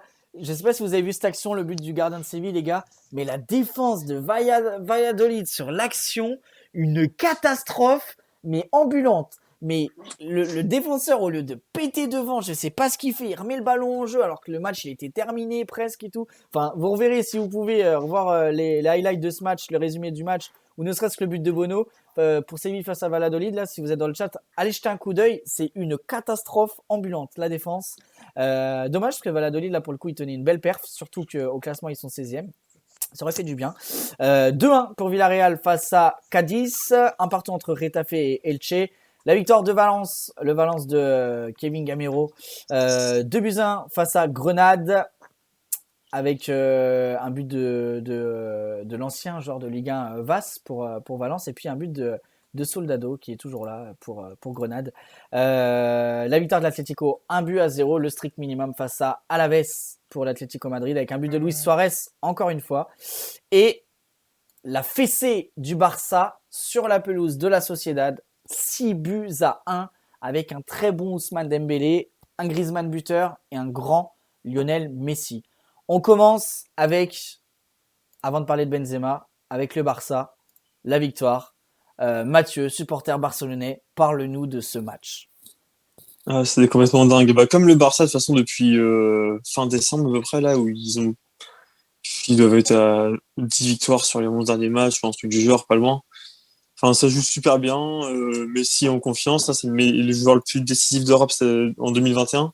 19 buts, 8 passes. Donc forcément, ça aide. Et même par ça, depuis qu'on est passé, que le Barça est passé à 3 derrière, ça permet d'avoir Alba et Dest qui sont super hauts. Et il y a beaucoup plus d'espace. Et franchement, c'est un régal chaque match. Hein. Doublé de Dest, je crois. Ouais, c'est ça, ouais. Hier. C'est fou. Et donc, un Dembélé dans un premier temps buteur, mais non. Non, il marque le dernier but, c'est Griezmann qui le marque. C'est Griezmann qui marque pour Dembélé. Dembélé qui, on va dire, entre guillemets, croque face au gardien. Mais Griezmann tu peux le dire. Mais Griezmann qui rattrape derrière. On retrouve Dembélé, ça fait plaisir. Et on le retrouve aussi au sein de l'équipe de France. Donc toi, c'est quoi c'est Messi, là, clairement. Messi fait encore un match de ouf. Après, Busquets, là, depuis quelques temps, il est très, très bien revenu. Ouais, Dest... Ouais, pour ce match-là, parce qu'on va te dire merci, Messi à chaque fois, mais Dest, il fait vraiment un match exceptionnel. Et tu penses que là, les meilleurs résultats là, du Barça là, récemment, on parle d'un départ de Messi en fin de saison. On sait très bien qu'il a failli partir l'été dernier notamment. Avec le changement de président, Bartomeu qui est plus là, C'est Laporta hein, là qui a été élu, il me semble, il y a 2 semaines ou la semaine dernière. Est-ce que tu penses que on peut envisager potentiellement Lionel Messi qui resterait au Barça la saison prochaine? Bah pour moi, là, c'est bon, hein, vu comment il a soutenu Laporta et vu comment au niveau du jeu, comment ça, c'est largement mieux qu'avant, je pense qu'il va rester à Barcelone. Ah, parce que Il- pour donner, Pardon? pour donner plus de détails, Laporta, Messi, ils sont très très copains. Messi voulait absolument que Laporta soit élu président, parce qu'on rappelle que au Barça, le principe de la Les hiérarchie socios. dans le club, en gros, c'est les socios. Donc les supporters ont leur mot à dire dans l'élection des membres du club, et notamment donc le président. Donc il y a eu un vote, un peu comme des élections. Comment t'appelles ça, pas régional, mais Présidentiel. ouais, on va dire, c'était plus, comment t'appelles, législative ou ce genre de choses, voilà. Et Messi, pour la première fois, qui a été voté, depuis qu'il est au Barça, pour la première fois, il a été voté, donc on se doute que c'est pour Laporta. Mais est-ce que toi, tu penses que ça joue alors, il avait des très mauvais rapports avec Bartomeu, l'ancien président, mais est-ce que tu penses que là, maintenant, le fait d'avoir un nouveau président, est-ce que toi, tu penses que le problème, c'était vraiment la motivation depuis le début de saison chez Messi? Alors, on l'a vu de toute façon sur les 2 premiers mois où il mettait pas un pied devant l'autre et ça se voyait franchement qu'il s'en foutait. Ça, c'est vrai. Et oui, le problème c'était le président. Et là, je pense que c'est réglé avec le nouveau président et enfin, tu le vois de comment il joue, tu vois, il est super content de jouer, il y a un collectif qui est super autour de lui, il se fait plaisir, tout le monde se fait plaisir au Barça et je vois pas pourquoi il partirait maintenant, quoi. Et puis en plus, enfin, pour le coup, tu vois, ils ont mis 6 buts, mais moi, genre, j'ai pas regardé tout le match, j'ai regardé une partie, mais la Sociedad avait l'air d'avoir mis le bus hein, devant les cages, hein, et le Barça a quand même réussi à en mettre 6. Non, je me trompe. De ce que j'ai Ouais, c'est vu, ça, de ce que j'ai vu, les 11 joueurs de la Sociedad, clairement, ils étaient autour de la surface, quoi. mais quand t'as des latéraux comme ça qui occupent l'espace des deux côtés, Mm. forcément, c'est sur un bloc bas, et c'est beaucoup plus facile d'attaquer un bloc bas. Ça crée plus d'espace, forcément, ouais. Et donc on est content aussi pour Ousmane Dembélé hein, qui a pas Mm. été épargné lui non plus par les blessures et là qui Mais revient bien. bizarrement, quand tout est fermé, hein, Ouais, le même principe que pour Verratti. Oh mais Dembélé peut-être un peu moins que Verratti quand même au niveau. Oh là là là là. Tu penses? Tu penses? T'as des infos là-dessus? J'ai pas forcément d'infos, mais ça m'étonne. Ou non, mais j'ai déjà vu des vidéos. Non, Dembélé, à mon avis, ça sort un petit peu aussi, ça s'amuse. C'est pas le dernier à faire la fête quoi. En tout cas, l'hygiène de vie est pas irréprochable. si c'est ça la question, ouais. On a la victoire 3-1 du Real Madrid. Et bah finalement, le Real, malgré tout ça, malgré ouais, c'est moins beau, ouais, c'est difficile, on parlait de l'année trop pour Zizou, bah le Real est en quart de finale de la Ligue des Champions. Et avec un début de saison catastrophique, le Real est troisième, à 6 points de l'Atlético qui semblait déjà champion d'Espagne en décembre. La victoire 3-1. Alors, le Real doit se saluer en grande partie à un énorme Karim Benzema. Il y a aussi un très bon Toni Kroos. Bon, lui, il a toujours été régulier, mais Benzema, encore double buteur ce week-end. Un mot sur Karim, tout simplement, messieurs. Wake. Ben, pour moi, c'est un top attaquant mondial. Bon, ça, c'est rien de nouveau, mais là, il n'y en a pas beaucoup des meilleurs que lui, hein. Ah bah, je pense qu'en même temps, en ce moment-là, depuis cette saison, tu peux parler de top joueurs mondiaux hein, pour Benzema. Tout à fait, mais je veux dire, tu mets quoi? Tu mets Lewandowski devant lui. Tu mets Haaland éventuellement, et encore Haaland, Et encore. j'attendrai qu'il confirme vraiment avant de le mettre au-dessus. Je suis d'accord. Ouais, tu mets Lewandowski devant lui, et puis À Jork, peut-être Ludovic à Jork. ouais, je pensais, tu vois, à lui ou à Arkadiusz Milik. Non, mais blague à part, c'est vrai que Benzema, il fait clairement la meilleure saison de sa carrière, en tout cas statistiquement, c'est juste monstrueux. Il est en train de grappiller sur Léo Messi et sur Suarez là, sur les 2-3 derniers matchs. Il enchaîne les doublés. Bon, il a quand même 6 buts de Messi, mais c'est 17 buts, 6 passes décisives. Impliqué dans, je crois, quasiment presque la moitié des buts, impliqué indirectement ou directement dans la moitié des buts du Real en championnat cette saison. Bah, dans même, non, la moitié quand tu regardes, hein, il a 17 buts, 6 passes D, ça fait 23, 49 buts marqués, c'est la moitié rien que buts et passes D. quand on voit qu'il fait ça pendant qu'en plus il y a eu la nouvelle liste de Didier Deschamps, ça fait quand même mal au cœur, je suis d'accord avec vous. Et que j'étais au tout début, ça me faisait de la peine de voir tout le monde, vu du fait, alors on va pas revenir sur ce débat, mais à cause du fait que Benzema soit pas sélectionné, tout le monde qui tombait sur Giroud, à juste ou à moins juste titre, ça là n'est pas le débat, mais là, qu'on aime Benzema ou pas, c'est incontestable, c'est pas normal. Même Jean-Michel Larquet aujourd'hui a demandé à Didier Deschamps, de sélectionner Benzema. Zizou a dit, je comprends pas pourquoi Benzema est sélectionné. Voilà, même les amis, les proches et les gros noms du football français sont unanimes là-dessus. Là, il y a même plus de secret de polichinelle. Je sais même pas si Zizou et Deschamps sont si potes que ça. Ah, tu penses pas? Très honnêtement. Non. Je pense peut-être que cette histoire de Je Benzema. pense qu'ils ont une bonne relation, mais pas sans plus, quoi. C'est ça. Je pense pas qu'ils soient meilleurs potes. Hein. Ils sont pas non plus ennemis, hein, loin de là, mais ouais, ils sont pas. Voilà. Après, pour revenir au cas Giroud, on n'a rien qu'on sait pas. C'est pas tellement contre Giroud qu'on a quelque chose, c'est plus contre le fait que Benzema soit pas là. Quoi. Après, moi, je souhaite de tout mon cœur qu'il revienne un jour, mais c'est une victime collatérale, Giroud. Si un jour, je sais pas, Deschamps, moi, je peux comprendre son choix. Enfin, sa maison, elle a quand même été taguée et tout, direct après qu'il a fait son interview dans Marca. Moi, je suis dégoûté, franchement, ça me rend triste tous les jours hein, de pas voir Benzema en équipe de France, mais c'est dur à Deschamps de pardonner. Enfin, même si, enfin. Bah écoute, je pense que si on compare qui lui a craché plus à la gueule entre Benzema et Rabiot. C'est ce que j'allais dire. Quand tu vois Rabiot, ce qu'il lui a fait. Franchement, Rabiot, vous avez surinterprété tout le monde ce qui s'est passé. En fait, Deschamps il avait donné une pour les suppléants, il avait dit ouais, vous faites une prépa physique, vous faites plein de trucs, tout ça. Et juste, tout ça limite pour rien, tu vois. Et juste Rabiot il a dit que lui, il voulait pas. Il voulait partir en vacances tout de suite, il allait pas faire la prépa physique et tout, que Deschamps avait demandé. Lui, Benzema, il a dit qu'il avait cédé une partie raciste de la France, même si, en soi, c'est vrai, on peut être d'accord avec ça. Deschamps, il se fait taquer sa maison 2 jours après. Ouais, pour ça, Benzema, il est pour rien. Ouais. Ouais, non, mais il est pour rien, mais ça va ensemble, tu vois. Alors, entre Benzema qui dit la vérité dans le sens où Deschamps a carrément cédé une partie raciste de la France et ça on peut pas le nier, c'est limite un fait. Et le mec à qui on demande de faire une préparation physique parce que c'est quand même son métier. Voilà. Donc c'est comme si moi en tant qu'enseignant je dis bon vas-y 2 semaines avant les vacances on me dit non moi j'arrête. Alors il me semble, j'ai pas envie de dire des conneries Wake, mais il me semble que quand tu es appelé en équipe de France, tu es dans le droit de refuser, il me semble. Ouais, regarde ce qu'il y a. Non, c'est compliqué. Là, il n'est pas vraiment appelé, quoi. Il est suppléant. Regarde ce qu'il y a à Anelka quand il n'a pas voulu aller en équipe de France.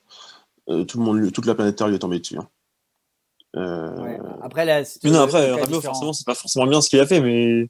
Non, c'est pas que c'est pas bien. Non, c'est pas bien du tout. Non, c'est que ça se fait pas. Enfin, t'es appelé en équipe de France, c'est un honneur que tu sois réserviste ou pas réserviste. Après, tu sais pas si tu peux. On te demande de faire alors, pour le coup, une préparation physique, c'est rien. C'est rien. Tu te prépares pendant 2 semaines. Si y a un joueur qui se blesse, t'es pris. T'as la possibilité d'aller à une Coupe du Monde. Enfin. Ouais, mais Rabiot, c'est un con, il a un ego pas possible, forcément. Il est bien là le problème, c'est qu'il a tellement un ego pas possible et qu'il est tellement chouchouté et pourri gâté depuis qu'il est professionnel. Je parle pas de sa vie personnelle, ça j'en sais rien, mais depuis qu'il est professionnel, il est tellement pourri gâté à demander quand il était au PSG des revalorisations de contrat tous les ans à Tire-Larigot. Bah oui. Et puis là, il arrive en équipe de France, il refuse de faire une préparation physique parce que monsieur est réserviste et qu'il y a 1000 fois meilleur que lui dans la liste. Enfin, au bout d'un moment, il faut arrêter. Les gars, on reparlera de Rabiot sûrement la semaine prochaine parce que ça sera en pleine semaine internationale. Mais juste, je voulais en venir là et Pastorico m'a devancé dans le chat. C'est plutôt le Graët le souci, le décisionnaire. Est-ce que pour vous, j'ai l'impression quand même que Deschamps, peut-être, alors je dis pas qu'il le sélectionnerait forcément sans le Graët, mais j'ai l'impression que la pression vient d'un peu plus au-dessus. Non. Je connais personne à la FF. Non, mais c'est Deschamps. Le problème, il est avec Deschamps. Il l'a déjà dit en plus, c'est vrai, mais il est avec Deschamps. Le Graët, lui, dans sa com, il va avec Deschamps parce qu'ils sont cul et chemise les deux. et qu'il va pas, il va forcément, il va pas lui contredire. Mais si demain, Le Gret, il y a Zidane qui est sélectionneur, il va pas lui dire prends pas Benzema, quoi. Ouais. C'est ça. Ouais, et puis le problème, c'est vraiment Deschamps. Je sais pas pourquoi il pardonne, encore une fois, je sais pas pourquoi il pardonne à Rabiot et pas à Benzema. Après, chacun son truc, mais. Et puis on s'en Ouais. fout, et puis on s'en fout des égos. Enfin, là, Voilà, tu c'est ça, je représentes, pense qu'il a tu, son tu ego. représentes, Deschamps, tu représentes l'équipe de France, donc ton ego, tu le mets de côté. Surtout qu'il a déjà pardonné à plein de gens. Genre, je me rappelle de Lucas Hernandez qui avait fait des tweets quand il était pas sélectionné en équipe de France. Émeric Laporte, alors il est pas sélectionné en ce moment, mais je veux dire, Émeric Laporte, il a fait pire. C'est bon, quoi. Faut arrêter. Benzema, le mec, il marche sur l'eau, et puis là, ça devient un gag, en fait. C'est même plus marrant. Ah oui, c'est tout le monde se fout de notre gueule, là. Ouais, clairement. Un gag, le mec est. Là, franchement, si ça continue comme ça, j'attends et j'espère qu'on se plante au prochain mondial, enfin, au prochain Euro. Bah, c'est ce que J'attends ça. j'allais dire. J'attends que ça. J'allais Quoi. dire, Deschamps, il a tout intérêt à ce qu'on gagne l'Euro, quelle que soit la façon, parce que sinon, je pense que là, ça lui tombera dessus. En tout cas, Mais non, tout le monde va dire, bah, de toute façon, il est champion du monde, on ne peut pas gagner à chaque fois. Il va être défendu, Deschamps, en tous les cas. Il est défendu. De toute façon, Deschamps, il peut faire n'importe quoi, il est défendu. Les gars, on en parlera, on continuera la semaine prochaine, parce que là, on se focusera sur l'équipe de France. Là, on a quand même un gros programme. Je vais juste survoler la Première Ligue et l'historique plus beau championnat du monde. Et finalement, c'est peut-être celui sur qui on a un peu moins de choses à dire récemment. C'est là où il y a peut-être un peu moins de suspense. Juste sur un petit point sur les scores. Alors, il y a eu la journée rattrapage hier de la 18e journée. Il y a eu un peu. Je vais juste revenir là sur les scores du week-end. Il y a eu 2-1 pour Leeds sur la pelouse de Fulham, 3-0 pour Brighton face à Newcastle, 3 partout entre West Ham et Arsenal, et 2-0 pour Tottenham face à Aston Villa hier soir. Je suis en train de regarder quelque chose. Pourquoi Attends, je regarde juste. J'ai dû. Voilà, c'est ça. C'est qu'il y a eu la Cup en fait ce week-end, mais voilà les résultats du championnat et puis un petit point sur le classement. City caracole en tête et quasiment mathématiquement champion. Hein, c'est qu'une question encore une fois de journée. Ce sera le cas dans 3-4 journées. 71 points pour City, 57 points pour United deuxième. Leicester troisième avec 56 points. Leicester mine de rien qui continue sa belle saison. Chelsea toujours invaincu sous Thomas Tuchel quatrième. C'est moche, hein. Comment? C'est moche, hein, Chelsea. Ah bah c'est pas le football le plus spectaculaire, mais ça perd pas. Et c'est quatrième avec 51 points. West Ham qui fait une très belle saison, cinquième avec 49 points, sixième Tottenham 48 points, septième Liverpool 46 points et huitième Everton 46 points, neuvième Arsenal 42 points et puis en bas de classement Sheffield United dernier avec 14 points, 19e West Bromwich 18 points, donc ces deux équipes sont quasiment condamnées. 18e Fulham 26 points, 17e Newcastle 28 points, 16e Brighton 32 points. Et 15e et 14e Burnley et Southampton avec 33 points. Voilà pour l'Angleterre. Et puis on va filer en Italie. Et il y a eu une énorme surprise ce week-end en Italie avec la défaite de la Juventus face au Benevento de Mohamed Eni. Victoire 1-0 de Benevento sur la pelouse de la Juve. Pourtant, il y avait Ronaldo, il y avait Morata, il y avait à peu près tout le monde. La victoire un peu plus tôt du Genoa sur la pelouse de Parme. Parme qui est bien mal embarqué et qui est parti pour descendre cette saison. 2-1 pour le Genoa donc sur la pelouse de Parme. 3-2 pour Bologne sur la pelouse de Crotone. La Spezia qui l'emporte 2-1 face à Cagliari. L'Atalanta qui l'emporte à Hellas Vérone 2-0. 1-0 pour la Lazio sur la pelouse de l'Udinese. 1-0 pour la Sampdoria de Gênes face au Torino. Benevento donc s'impose 1-0 sur la pelouse de la Juve. 3-2 pour le Milan AC sur la pelouse de la Fiorentina avec un duel qui opposait Zlatan et Franck Ribéry ce week-end. Et puis le Napoli qui l'emporte 2-0. Ça va mieux au Napoli. 2-0 sur la pelouse de l'AS Roma. Le Napoli qui revient un peu en grande forme et qui se replace dans la course à la Ligue des Champions. La Roma qui a, je pense, eu un tournant dans sa saison. Là, la semaine dernière, on a appris la blessure. Et tu nous en parlais, tu voulais en parler dans l'émission, de Jordan Veretout, qui était une des pierres angulaires du milieu de terrain romain. La blessure très grave, puisque c'est probablement jusqu'à la fin de saison, voire peut-être même un peu plus. On voulait parler de Veretout. Parle-nous de ce joueur, ouais, tu voulais en parler. Il a été, comme je disais, décisif dans la bonne saison de la Roma jusqu'ici. Toujours en course, pardon, en Europa League, puisqu'ils sont en quart de finale face à l'Ajax, il me semble. Et puis, une belle saison en Serie A. Terrible blessure pour le milieu français. Hein. Ouais, par contre, alors, on parlait de blessures. Je vais essayer de voir Jordan Verretou. Par contre, c'est un joueur assez impressionnant parce que j'ai jamais cru que ce serait un aussi bon joueur. Quand il joue à Nantes. Ouais, franchement. Après, ils disent qu'il sera absent un mois maximum. Bon, ça va. Un mois minimum. Donc, bon, il a peut-être encore le temps de revenir, mais il est out pour un mois. Mais non, c'est un joueur qui est un. Moi, j'ai jamais vu ce joueur-là, en fait, ni à Nantes, ni à Saint-Etienne. Il était quand même très bon à Nantes. Hein. Ouais, mais Rongier aussi, t'es très bon à Nantes. Ouais, c'est vrai.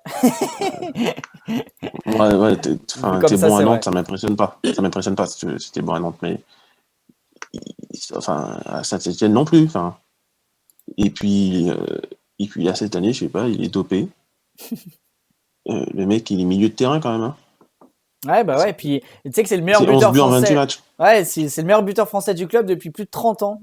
Depuis Platini. C'est le meilleur buteur français en Italie depuis Platini pour un milieu de terrain, je crois. Et le meilleur buteur français, ça doit être ça depuis Platini, depuis plus de 30 ans. Et l'instauration de la victoire à 3 points. 16 buts depuis qu'il est. Alors, bien évidemment, il y a eu Trezeguet qui a été le meilleur buteur français en Italie, mais pour un milieu de terrain, c'est du jamais vu. Ce qu'il fait. Ouais. C'est 11 buts en 28 matchs, il y a des attaquants qui ne font pas ça. C'est vrai. Tu prends les attaquants de Leipzig, par exemple. Mais c'est vrai que c'est dommage parce que là, pour le coup, la blessure, elle arrive dans un des pires moments. Je crois même peut-être le pire moment pour lui dans sa carrière. Alors, il y a quand même du monde. Hein. C'est pas les perdreaux de l'année au milieu de terrain, l'équipe de France qui a sûrement un des meilleurs milieux de terrain du monde. Mais il était peut-être. On n'aurait pas été choqué de le voir en bout de liste, tu vois. Moi, je pense qu'il aurait été dans cette liste-là parce que vu que Deschamps a laissé les espoirs aux espoirs. Ouais. Là, il a pris que 5 milieux dans sa liste. Là, vous regardez, il a pris que 5 milieux. Moi, franchement, il le prend. Je pense qu'il y aurait été là. En milieu de terrain, il y a Rabiot, Sissoko, Kanté, Ndombele et Pogba. Là, il y aurait été, j'en suis presque certain.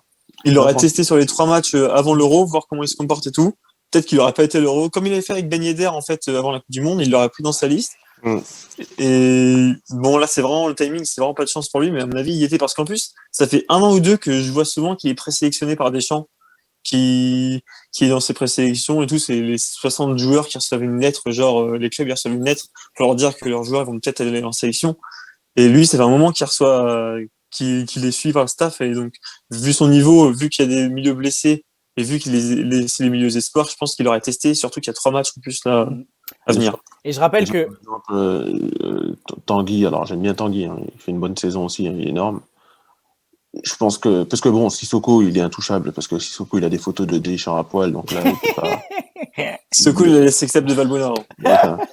Donc, il est boulonnable. Mais sinon, je pense qu'il aurait peut-être pu le prendre à la place. Alors, Rabiot aussi, il a des sextapes de Didier Deschamps, des sextapes homosexuels de Didier Deschamps. Donc là, pareil, il sera en équipe de France, quoi qu'il arrive. Hein. Il peut même insulter la mère de Deschamps, il y sera. Mais Tanguy Ndombele, tu vois, il aurait pu éventuellement prendre Verretou à sa place. Non, mais après, il y a 5 milieux, il peut prendre 6 milieux pour 3 matchs, c'est pas. Oui, ouais. Puis là, c'est vraiment. Surtout quand tu vois qu'il prend Martial en attaque.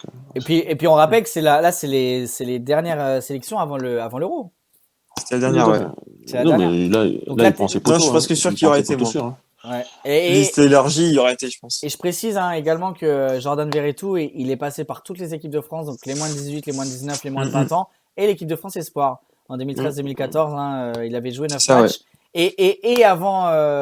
Jacques Fati aussi, si je veux, dans le principe. Non, mais avant c'est bon, là, c'est sa 2e saison à la Roma. C'est vrai qu'il, déjà l'année dernière, il a fait une bonne saison. Il avait quand même fait 3 belles petites années à la Fiorentina après son passage à Saint-Etienne. Donc c'est vrai que c'est dommage. En plus, bon, il a 28 ans. On espère au moins qu'il va retrouver le niveau qu'il avait après sa blessure. Bon, Ça devrait aller, ça a je l'air pense. moins grave que ce que c'était, mais on était très très inquiets en tout cas au moment de sa blessure, de sa blessure pardon, le week-end Il est dernier. out pour un mois, ça va, il va revenir, mais ça va être un peu juste pour lui, à part si. Après, je pense pas que Deschamps il va se réveiller et puis fonctionner au mérite du jour au lendemain. Non, puis c'est surtout je le vois pas sélectionner un joueur pour l'Euro sans l'avoir sélectionné déjà testé avant, tu vois, un joueur qui a jamais joué en équipe de France. Tu vois. Non. C'est très bien. Chimbonda, il a été sélectionné. Domenech, Non, mais ça c'était Domenech. Non, sinon sur ces 3 compétitions, il l'a jamais fait. Il a jamais pris un mec qui a jamais été sélectionné avant. Il en a pris en mars qu'il a fait venir après pour la compétition, mais pas sur la compétition directe.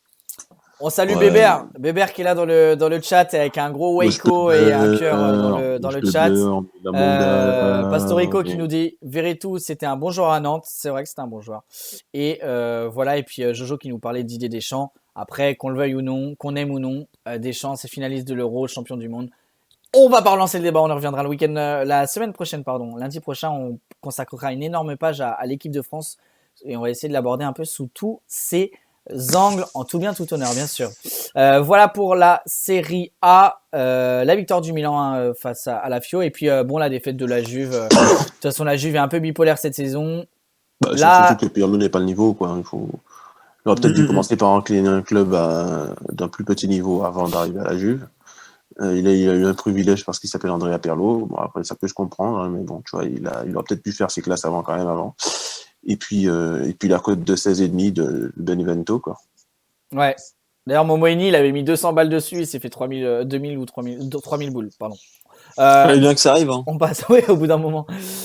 Bon, en tout cas, tout ça pour pourquoi je vous parle de la Juve, parce que bon voilà, l'Inter a un boulevard hein, pour être champion. S'ils gagnent leur prochain match, parce qu'ils ont un match de moins que le Milan AC, et ben ce sera 9 points d'avance pardon sur le deuxième, le Milan AC.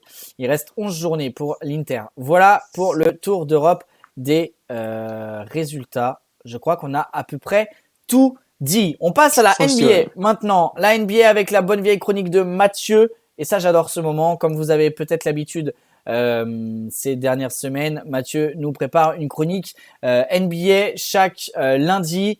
Et là, aujourd'hui, tu vas nous parler des Bucks de Milwaukee, mon cher Mathieu. Alors, faut savoir que j'ai commencé...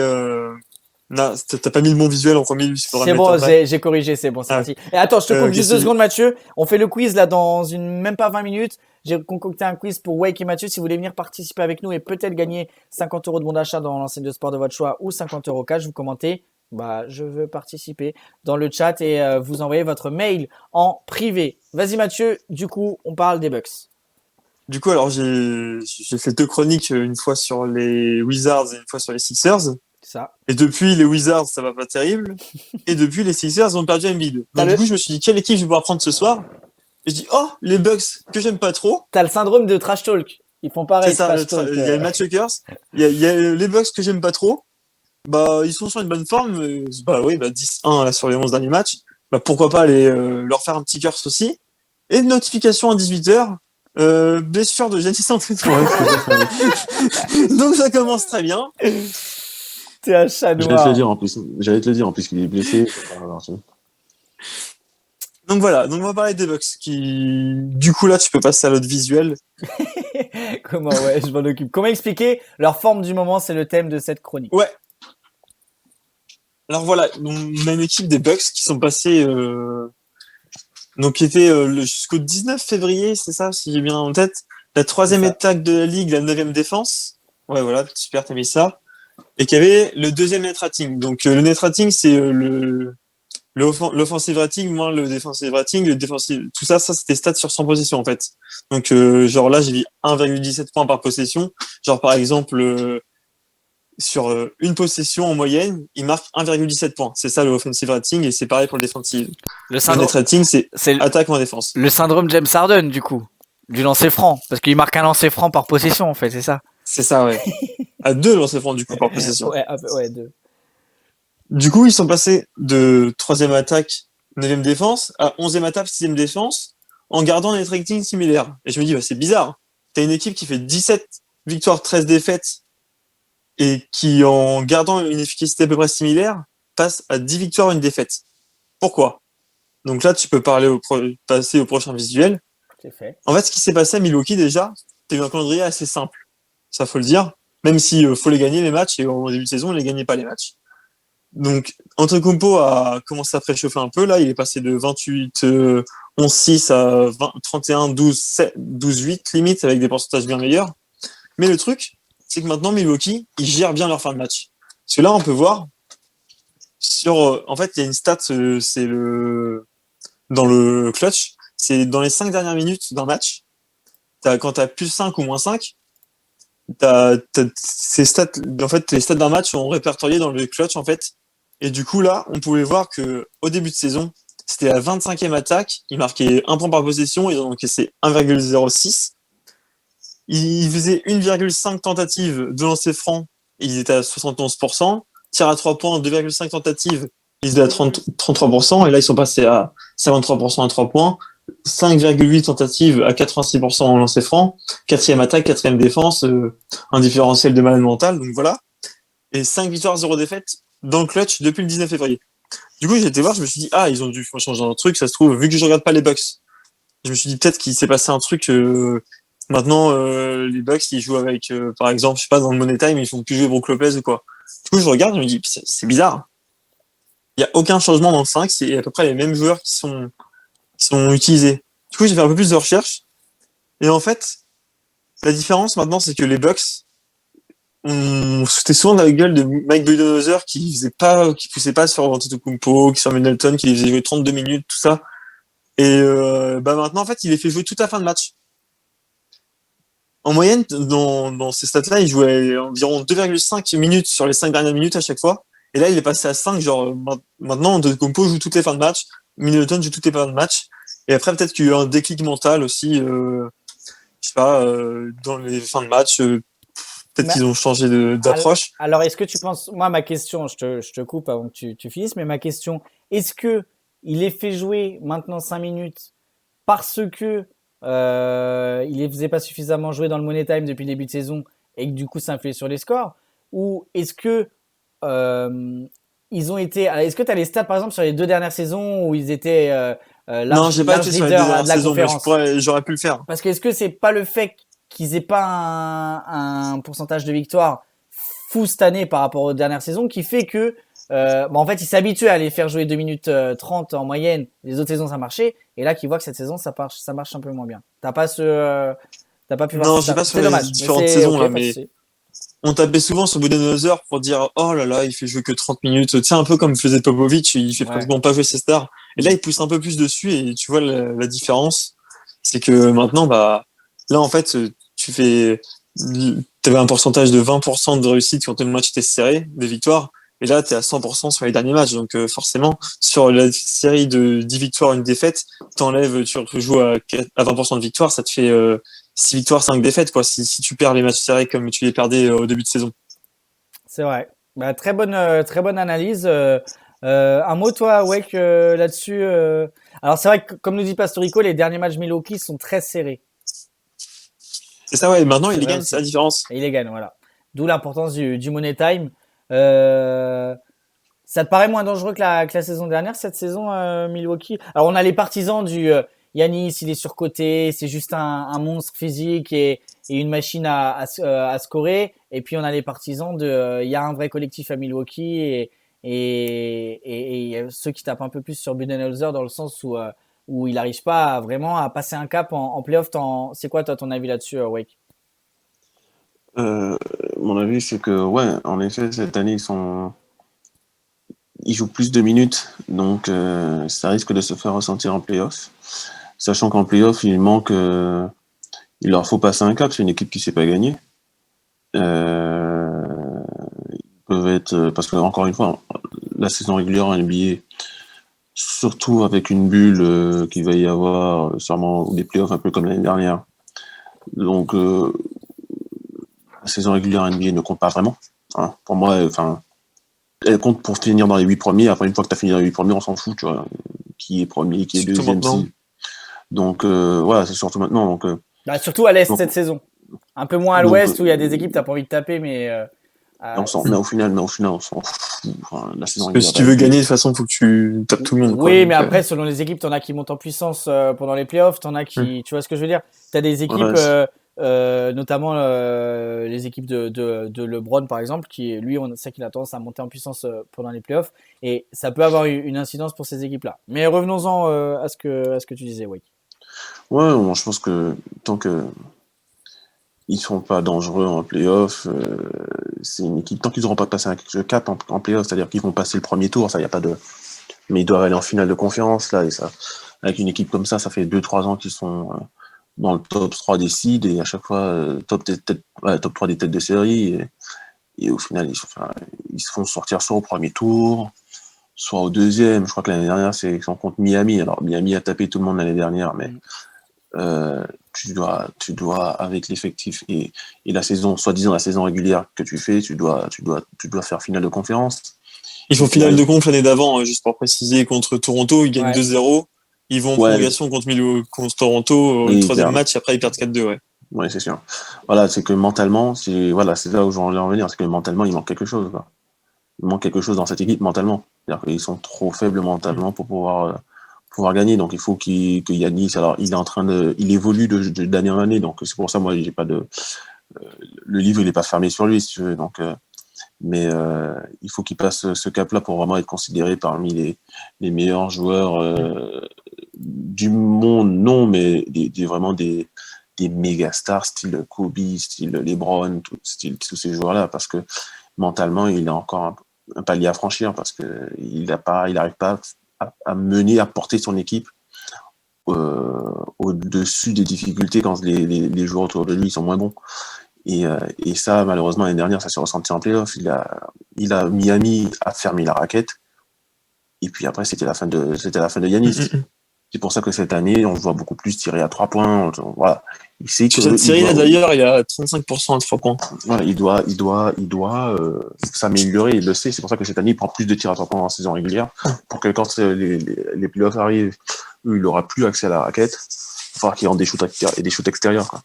Et on a pas. Je vais répondre à Pastorico vite fait dans le chat. Vas-y. Parce qu'il me dit il y a moins de blowout, donc forcément, ça joue plus en money time. Sauf qu'en fait, la stat que j'ai donnée là, genre même au début de saison, il jouait 3 minutes dans le money time. C'était dans le money time. Hein. La stat, elle était aussi dans le money time. Donc il est passé de 3 minutes à plus de 5 minutes parce qu'il y a eu une prolongation, donc forcément la moyenne elle augmente. Mais la stat de 3 minutes dans le money time, c'était aussi dans les blowouts dans la première série jusqu'au 19 février. Ok, c'est bon à savoir. Et puis toujours Pastorico qui dit Drew, donc, en parlant de Drew Holiday, vrai troisième joueur, c'est pas un Bledsoe ou un Brogdon, début de carrière. Attention à Brogdon. Hein. Attention Brogdon, c'est solide. Hein. C'est un des meilleurs ratios assist turnover de la ligue. Ouais. Des pourcentages de malades mentaux, c'est très très bien. Hein. Attention à Brogdon, on touche pas à Brogdon. Hein. Non, mais il parle de début de carrière. Pas envie de savoir. Et il a pas tort. Je n'ai pas envie de savoir. Là, il fait sûrement Malcolm Brogdon. On ne touche pas à Brogdon. La meilleure saison de sa carrière, ou presque en tout cas. Donc, on ne touche pas. Voilà, la vie, elle est pas folle hein, du côté de l'Indiana pour toi, Wake, cette saison. Ça se trouve. Surtout que le coach de l'année dernière, il fait du bon travail à Atlanta. Oui, bah tiens, justement. Ils sont tout trouvés. Je voulais en parler, Macmillan. Atlanta 4e à l'Est. Atlanta qu'on pensait au fond du trou parce que ça allait plus du tout. C'était la crise. Trae Young, il mettait plus un panier. Le coach dépassé. Ils avaient fait on attendait Atlanta cette saison parce qu'on s'est dit voilà, ils sont playoffables. Et puis un bon petit début de saison, 6-7 matchs, 8 matchs. Et puis après, la descente aux enfers. Et là, ils sont sur, il me semble que je dis pas de bêtises, quelque chose comme 8 ou 9 victoires consécutives. 8 victoires consécutives, 4e. Ouais. Voilà, bah, ils ont 4e derrière Milwaukee, Brooklyn et Philly, les 3 monstres à l'Est. Alors on a un petit bug. Du coup, j'ai juste placé un truc. Un petit bug, Wake. Les Pistons, du coup, ils doivent pas perdre espoir, hein, parce qu'on voit que même si t'es dans les derniers de l'Est, tu peux quand même finir avec l'avantage du terrain.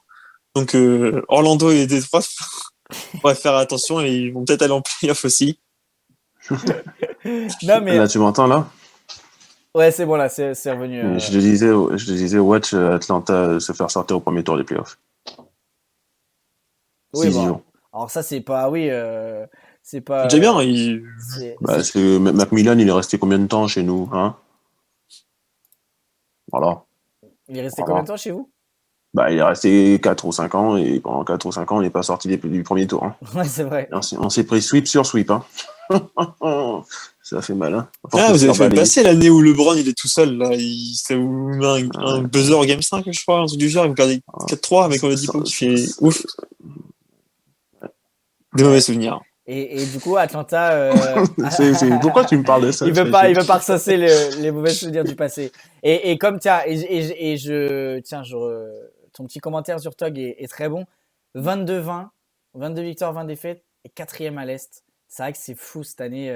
C'est, je crois, même pire que les autres années. Ah, mais ça n'a jamais été comme ça. J'ai jamais vu ça depuis que je suis NBA, moi. Mais même à l'Ouest, hein, c'est pas fameux. Bon, alors là, ça commence un peu à rentrer dans l'ordre, mais mais le 10e, il a 19-20. Ouais, 19-20 pour le 10e à l'Ouest, alors que les autres années, on était habitués jusqu'au 11-12e, c'était en positif à l'Ouest, quoi. Et là, c'est cata. Et à l'Est, jusqu'au 6e, on n'est pas en positif. Et après, c'est qu'à partir de Miami, 22-21, 5e. Même quand tu vois Philly, 43 matchs, 30 victoires, 13 défaites, on a d'habitude une équipe qui surnage sa conférence. Et là, c'est même pas le cas, quoi. C'est vrai que c'est. Alors, la crise sanitaire, il joue aussi. Le fait d'avoir des mini-séries et de jouer des fois deux équipes, la même équipe en back-to-back ou 2 jours après dans son enceinte. Et c'est vrai que on dit toujours que c'est toujours compliqué de battre 2 fois la même équipe. Et ben là, ça se confirme en fait cette saison. Alors là, on précise, alors pour ceux qui sont un peu moins avertis, qu'il y a un système de play-in. Donc les 6 premiers seront qualifiés directement pour les playoffs, les 6 premiers de chaque conférence. Et ensuite, les 4 derrière jusqu'au 10e s'affronteront dans des sortes de demi-finales de barrage pour être en playoff. Je me trompe pas. Hein, ça, c'est honteux, ça. Ouais, ouais. Mais ils veulent garder ce système-là, c'est exceptionnel à cause du Covid, ou ils veulent garder ce système les autres? Ils veulent le retester. Ils l'avaient testé vite fait l'année dernière, mais là, ils veulent le retester. Mais je suis pas sûr que ce sera encore l'année prochaine. C'est fou parce que c'est la ligue au monde où tu joues le plus de matchs dans une saison et la saison elle est déjà interminable de base et tu rajoutes des matchs. Mais tu sais pourquoi ils ont fait ça? C'était pour que Zion et les Pelicans soient en playoff l'année dernière. Ah bah écoute, ça m'étonne pas. Pour avoir un LeBron Zion premier tour. Ouais. Mais là il est même pas faire du storytelling. Il est même pas en play-in. Mais c'est surtout que les Pelicans ont été tellement bons pendant la bulle qu'ils n'ont pas gagné un match. C'est ça. Ouais, mais oui, enfin. Moi, je suis pas. Ouais, de toute façon, il y a 82 matchs. Qui est 5 matchs de plus, ça fait quoi? Non, en fait, moi, c'est pas ça le problème. C'est que t'as une équipe qui peut arriver au play-in contre. En fait, genre, par exemple, disons un exemple, t'as une équipe qui est genre 8e, qui allait se qualifier et qui ne sait pas défendre contre un bon intérieur. Imagine juste. T'as une équipe, ça se trouve, qui est pas qualifiée pour les playoffs, qui a genre 10 victoires de moins, sauf qu'elle a un putain d'intérieur. Et du coup, sur cette match-up-là, tu vas te faire baiser. Alors que t'es une meilleure équipe dans l'absolu, c'est juste que la match-up, elle te convient pas. L'équipe, elle a gagné 10 matchs de moins, mais en fait, elle va te baiser juste parce que, en fait, tu peux pas te défendre contre eux. Ouais, mais tu sais, les Américains, ils pensent pas comme nous. Ah bah ça va, merci. Oui, non, mais je sais que j'enfonce une porte ouverte, mais c'est pas ça c'est pas ce que je veux dire. C'est, en gros, ça fait des revenus en plus. On est dans le pays. Bah oui, bien sûr que ça fait des revenus en plus, mais vrai. On est dans le pays du capitalisme. Année Covid où il n'y a pas de supporters dans les arénas. Donc, voilà, l'excuse a été trouvée. Et puis, est-ce que ça joue pas aussi sur le fait de rajouter encore des matchs une fois qu'ils seront dans la bulle sur comment dire, l'attente de ces matchs autour des playoffs, quoi. En fait, on va jouer des barrages avant les playoffs et puis, enfin, je sais pas, plus il y a de matchs, moins les matchs sont attendus, entre guillemets, tu vois ce que je veux dire? Donc, c'est comme le principe de la Super League au foot qu'ils veulent faire. Alors oui, c'est bien financièrement pour les droits télé, mais est-ce que nous, avec 6 PSG Bayern dans la saison, est-ce qu'on sera toujours aussi hypé par un PSG Bayern? Bah non. C'est ça le truc. Alors déjà que les équipes se rencontrent, tu rencontres 4 fois la même équipe de ta conférence la saison. En plus, tu vas jouer des play-in et potentiellement en plus tu peux les réaffronter en playoff. Enfin, c'est un vrai bordel. Mais, D'ailleurs, Pastorico qui dit Sabonis, joueur préféré. Je valide, hein, petite parenthèse. Ah bah de toute façon c'est le sosie officiel de Lucas Scott dans les frères Scott, Domantas Sabonis. Et surtout, Donc, c'est surtout Domantas, c'est fou comment il est fort, quoi. Ah bah c'est le meilleur Sabonis de la famille, hein. Ça y est, c'est fait. Ah, Alors, non, pas en encore. NBA, oui. Taquine. Mais alors, je pense que dans l'absolu, vu ce Pas qu'on encore. entend sur Arvidas, Pas encore. Mais franchement, encore 2 années comme ça, et c'est bon, moi je. Et tiens, Bastien Pastorico qui nous dit je trouve ça bien uniquement pour éviter la course à la loterie, les play-in. Je suis assez d'accord avec toi, par Ouais. contre, ça évite la course à le tanking. Et c'est vrai pas que- faux, mais le tanking est un peu limité par le nouveau système de loterie de base, donc ça va encore. Non, et puis même comment dire, le fait de, alors déjà forcément dans une saison NBA, Après, ouais, il y a des équipes qui vont se battre, il y a plus d'équipes qui vont se battre pour aller chercher la 10e place, et forcément moins qui vont tanker, donc ça c'est bien, ouais, c'est et sûr. puis je pense que moins d'équipes aussi, alors comme tu disais tout à l'heure, mais qui vont se battre toute la saison pour faire top 3, top 4, parce que bah au final, tu sais qu'en playoff, potentiellement, tu peux affronter celui qui a fini 10e de la saison régulière. Et enfin, tu vois, j'ai l'impression que peut-être, ça peut avoir pour effet que les joueurs vont moins jouer la saison régulière à fond et plus se préserver pour les playoffs parce que tu te dis, bah vas-y, au pire, vas-y, si je suis 9e, bah, je peux toujours me rattraper. Enfin, ça a pas que du pour. Enfin, je suis un peu flou dans mon explication, mais je me comprends et c'est le principal. Mais non, mais Ouais, si t'as de la marge sur le 11e, en gros, tu veux dire. ouais, voilà, c'est ça. Je sais pas, on va dire. Enfin, je sais pas. Qu'est-ce qu'on pourrait prendre comme exemple là? Il y a pas Golden State là qui sont dans par exemple Golden State. Ah ouais, ils sont Golden State. Eh bah tiens, ça peut être un bon exemple. Curry, il sait que bon alors là pour le coup, il est à l'Ouest. Tu affrontes les Spurs ou les Mavs. Bon, c'est plus les Spurs de Parker, de Kawhi, etc. Mais admettons, t'es Curry, tu te dis bah vas-y, est-ce que je vais aller me casser le cul pour aller jouer à la 6e place et je suis cramé arrivé en playoff, ou est-ce que je la joue un peu plus détente et je joue Ah ouais, je pense à pas. Memphis ou les Spurs en play-in et puis alors je dis pas que ça réfléchit comme ça, mais ça peut avoir indirectement inconsciemment une influence là-dessus. Et Zurtok pour finir là sur la NBA qui nous dit la question est qui les Warriors vont sortir pendant le play-in. Bah tiens, on en parlait un instant.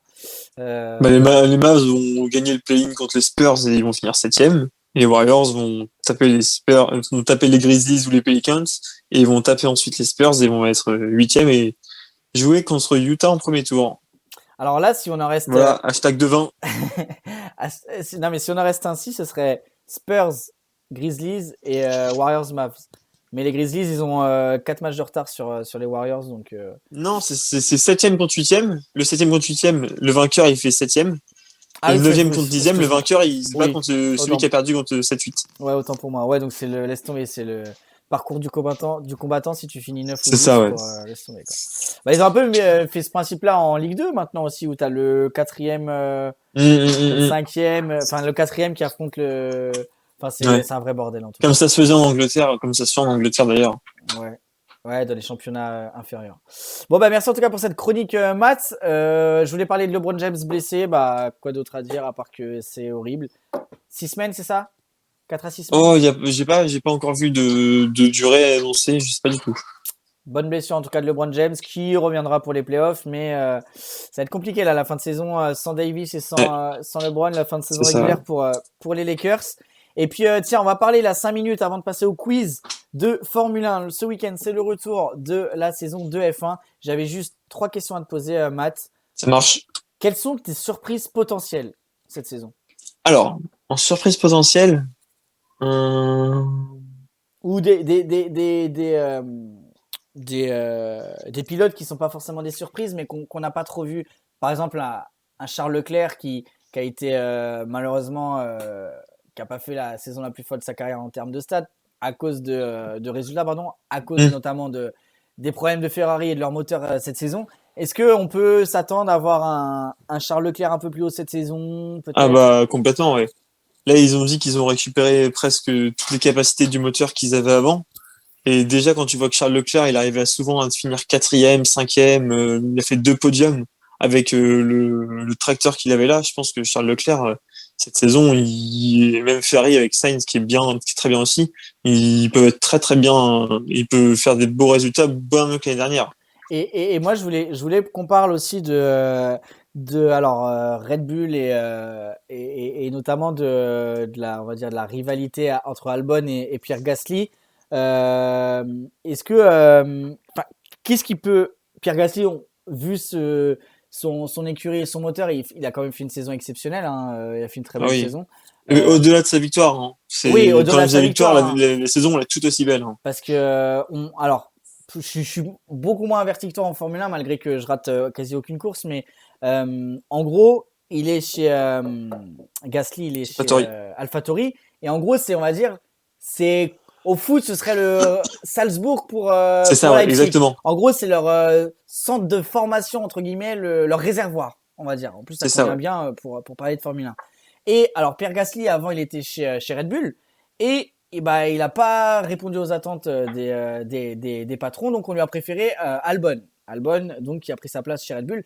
Mais Albon qui sort d'une saison par rapport Alors, oui, il a fini devant Gasly au classement, mais les capacités alors là, je parle vraiment pour ceux qui pannent rien en Formule 1, parce que moi-même, je suis très, très amateur, mais en gros, Gasly, il a une voiture bien moins bonne que celle d'Albon. Albon, qui est le pilote numéro 1 chez Red Bull. Qui était le numéro 2 l'année dernière, et là, qui est plus en fin cette année, hein, Red Bull, Albon. Ah, il n'est pas là cette saison? Non, c'est Sergio Perez qui le remplace chez Red Bull cette année. C'est Perez, et le deuxième, c'est Verstappen, toujours. Verstappen, le premier, pardon. Max Verstappen. Oui, c'est vrai que c'était Perez, d'ailleurs, qui a fait une saison énorme très aussi. Forte aussi, ouais. Les dernières, je crois qu'il finit 4e au général, si je ne me trompe pas. C'est ça, ouais. Mais ma question, c'était qu'est-ce qu'on peut espérer pour Pierre Gasly? On sait que lui, il meurt d'envie de viser plus haut. On sait que le boss de Red Bull, il le kiffe pas trop. Ouais, j'en parlais d'ailleurs. C'est quoi le mieux là, potentiellement, et en étant réaliste, qu'on peut attendre pour Pierre Gasly cette saison? Alors déjà pour Pierre Gasly, il y a The Players Tribune qui a sorti, il a sorti un article dans The Players Tribune. Je sais pas si vous connaissez, c'est le truc où Kobe avait fait sa lettre Dear Basketball là. Enfin, vous voyez ce que je veux dire. Ah ouais, c'est tous les joueurs, tous les sportifs qui font ça. Il a fait un truc aujourd'hui. J'ai mis 20 minutes à le lire en anglais là. C'est une super lettre par rapport au décès d'Anthony Hubert et tout, et de sa victoire, de son parcours et tout. Franchement, allez lire si vous comprenez l'anglais, c'est génial. Et pour Gasly, du coup là, il est chez AlphaTauri. Bah, Red Bull, il y retournera pas parce que ça n'a pas marché, et avec Helmut Marko, le patron, ça va pas. Donc, ça ira pas. Là, ce qu'on peut espérer, c'est qu'il refasse une saison du même niveau, parce que il y a un jeune de Formule 2 qui est monté en Formule 1 cette année, qui est Yuki Tsunoda, qui est très très rapide. Du coup, déjà, faut qu'il le batte bien, tu vois. Et faut pas qu'il se repose sur ses lauriers. Et le but, là, c'est d'attendre qu'une top place se libère dans les tops écuries. C'est-à-dire que s'il peut, quand Hamilton et Bottas sont plus chez Mercedes, essayer d'être deuxième avec Russell, ou même si c'est compliqué parce que normalement la place elle est pour Esteban Ocon, vu qu'il est chez Mercedes, il est partenaire chez Mercedes. Vous essayez de grandir, je sais pas, avec Renault plus tard, ou je sais pas, mais le but c'est de pas rester avec AlphaTauri. Et dès qu'il y a une place se libère dans une top team, essayer d'aller la chercher, quoi. J'ai l'impression que cette saison, elle va être plus ouverte en tout cas, ça va être une des plus ouvertes depuis on va dire, de la dernière décennie, une des plus ouvertes. Est-ce que je me trompe? Alors, je pense que de la 5e à la 13-14e place, d'un Grand Prix à l'autre, tout peut être différent. Ouais. Et les Mercedes, d'ailleurs, ça peut être encore plus ouvert, parce que les Mercedes, là, les essais vernaux, ils sont complètement loupés, et peut-être que cette année, ils vont être moins bons que les autres années. Donc, ouais, là, ce week-end, là, ça commence, et je suis bien curieux de voir comment ça va se passer. Et alors, pour Esteban Ocon, parce qu'on a parlé de Pierre Gasly, l'autre Français, c'est Esteban Ocon, donc nouvelle écurie Alpine cette saison, qui fait énormément parler d'elle et qu'on attend au tournant. Il sera avec Ricardo, qui est Alonso. Avec qu'est-ce que je dis, avec Alonso, pardon, chez Alpine. Esteban Ocon, alors c'est quoi les derniers bruits que tu as entendus, toi, sur le moteur Alpine? On parle quand même ça a l'air d'être quand même quelque chose de costaud. Ouais, c'est pas mal. Ouais, c'est pas mal. Déjà, l'année dernière, leur moteur a été super bien, ça a progressé en fin d'année. Après, j'ai peur que pour cette année, ils se concentrent pour l'année prochaine, vu qu'il y a une nouvelle réglementation, et que cette année, ils aient un peu de mal contre Aston Martin, McLaren, Ferrari. Donc voilà, je sais pas trop. Alors, c'est quoi Pour les... Ocon, lui, Ouais, c'est quoi la nouvelle réglementation la saison prochaine? alors déjà, il y a un budget capé pour l'année prochaine, Ok, un peu comme en NBA, le salary cap. ouais. Donc forcément, ça va pour réduire les écarts entre Mercedes et le reste. Et il y a toute l'aéro de la voiture qui va changer. Enfin, je ferais montrer des photos de le concept de voiture qui a complètement changé. Donc voilà. Ok. Pour Ocon, cette année, l'objectif, là, il n'avait pas été en F1 pendant un an. Il a eu beaucoup de mal contre Ricciardo, mais bon, Ricciardo, c'est un top pilote, donc c'est assez compréhensible. Là, le but, c'est pas être ridicule contre Alonso, ça fait 2 ans qu'il a pas roulé, quoi. C'est ça. Donc là, puis ce serait dommage là, Esteban Ocon qu'on voyait un peu comme l'espoir. Bon, alors il est encore très très jeune, hein, mais Mm. c'est vrai que là, s'il pouvait montrer cette saison de quoi il est capable là, surtout avec Ouais. Alonso dans la même écurie que lui, ça ferait plaisir. En tout cas, on a hâte. Dimanche, c'est où le premier Grand Mm, mm. Prix? C'est à C'est à Bahreïn. Bahreïn, c'est ça. Et très rapide en plus le circuit de Bahreïn. Il me semble que Là, ils prennent le premier tracé, donc c'est pas le light. dernier qu'on a eu l'année dernière, là où ça a duré 55 secondes de tour. Ouais, ouais.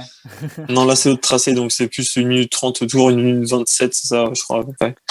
Ok, bah merci beaucoup Matt, on a hâte de voir ça et puis tiens, si Mhm. vraiment, et d'ailleurs je pense que vous y connaissez en Formule 1 ou pas, bon si vous y connaissez, si vous êtes passionné, je vous apprends rien, mais le documentaire Formula One, pilote de leur destin Mhm. sur Netflix, il est incroyable. C'est la 3e saison là, donc là ils font des épisodes sur toute la saison qui vient d'avoir lieu et c'est juste fou. Là bah je regardais il y a pas longtemps, là il y a 2 jours l'épisode avec Pierre Gasly, la rivalité notamment avec Albon pour Red Bull et AlphaTauri et donc la victoire de Pierre Gasly qui la semaine d'avant en Belgique était allé déposer des fleurs pour Antoine Hubert, ouais Antoine Hubert, son un très très décédé à bon ami Spa à en lui, Formule 2 l'année ouais, d'avant. décédé en 2019 à C'est Spa ça, ouais, 30 août, un truc du genre. ouais, en Formule 2 et qui était aussi un potentiellement futur crack des courses automobiles, Antoine Hubert. Et, euh, et voilà, enfin, en tout cas, je vous conseille vraiment les documentaires Formula One, pilote de leur destin. Et dans la foulée, et ça c'est pour Wake, je suis tombé hier ou avant-hier, je sais plus, sur un documentaire sur Aaron Hernandez. On en parlera un autre lundi, Wake, un joueur de NFL, notamment passé par les Pats, qui sont l'équipe de ton cœur de toute ta vie. C'est juste incroyable. Vous tapez Aaron Hernandez sur Netflix et c'est fou. C'est le futur, le Mbappé, on va dire, actuel de l'époque d'il y a 10 ans en NFL qui a foutu sa Ouais. carrière en l'air parce que pour des affaires de meurtre, etc., qui a fini en prison et voilà, et je vous spoil pas tout, mais si vous connaissez pas l'histoire, mais allez voir ça et c'est juste incroyable. J'étais choqué par cette histoire et le documentaire est génial. Ouais, ouais, Mbappé, t'as exagéré dans la comparaison, j'exagère un peu, mais mais c'est vrai que c'était un des top joueurs à son poste c'est ça. en NFL à l'époque, ouais, ça, c'est sûr. Qui faisait une très belle paire avec Gronkowski, dont on Tout a à parlé fait. quand on commentait le Super Bowl, qui Ouais, maintenant, une attaque à l'époque inarrêtable. ouais. Et depuis cette époque, ils ont toujours essayé de retrouver deux Titans de ce niveau-là pour avoir une doublette avec justement Gronkowski, qui lui est resté. Hein. Et les Pats n'ont jamais réussi à reconstruire cette doublette. Mais jusqu'à peut-être cette année, hein, puisque dans la free agency, ils ont réussi à recruter deux Titans qui peuvent Et, prétendre à quelque chose de sympa cette année. et Gronkowski, la prochaine. donc qui était, il me semble, la même draft que Aaron Hernandez et Tout à fait, ouais. depuis qui a fait la décennie incroyable et qui est top 3 meilleur Titan de l'histoire de la NFL et Top 1. top 1 même voilà bah, si c'est Wake qui le dit et puis top voilà dans le tout haut du classement des meilleurs joueurs de l'histoire parce que tout simplement le palmarès et puis le talent parle. Messieurs, c'était une émission très enrichissante mais ce n'est pas terminé, c'est parti pour le quiz de Cassette Sport. Musique.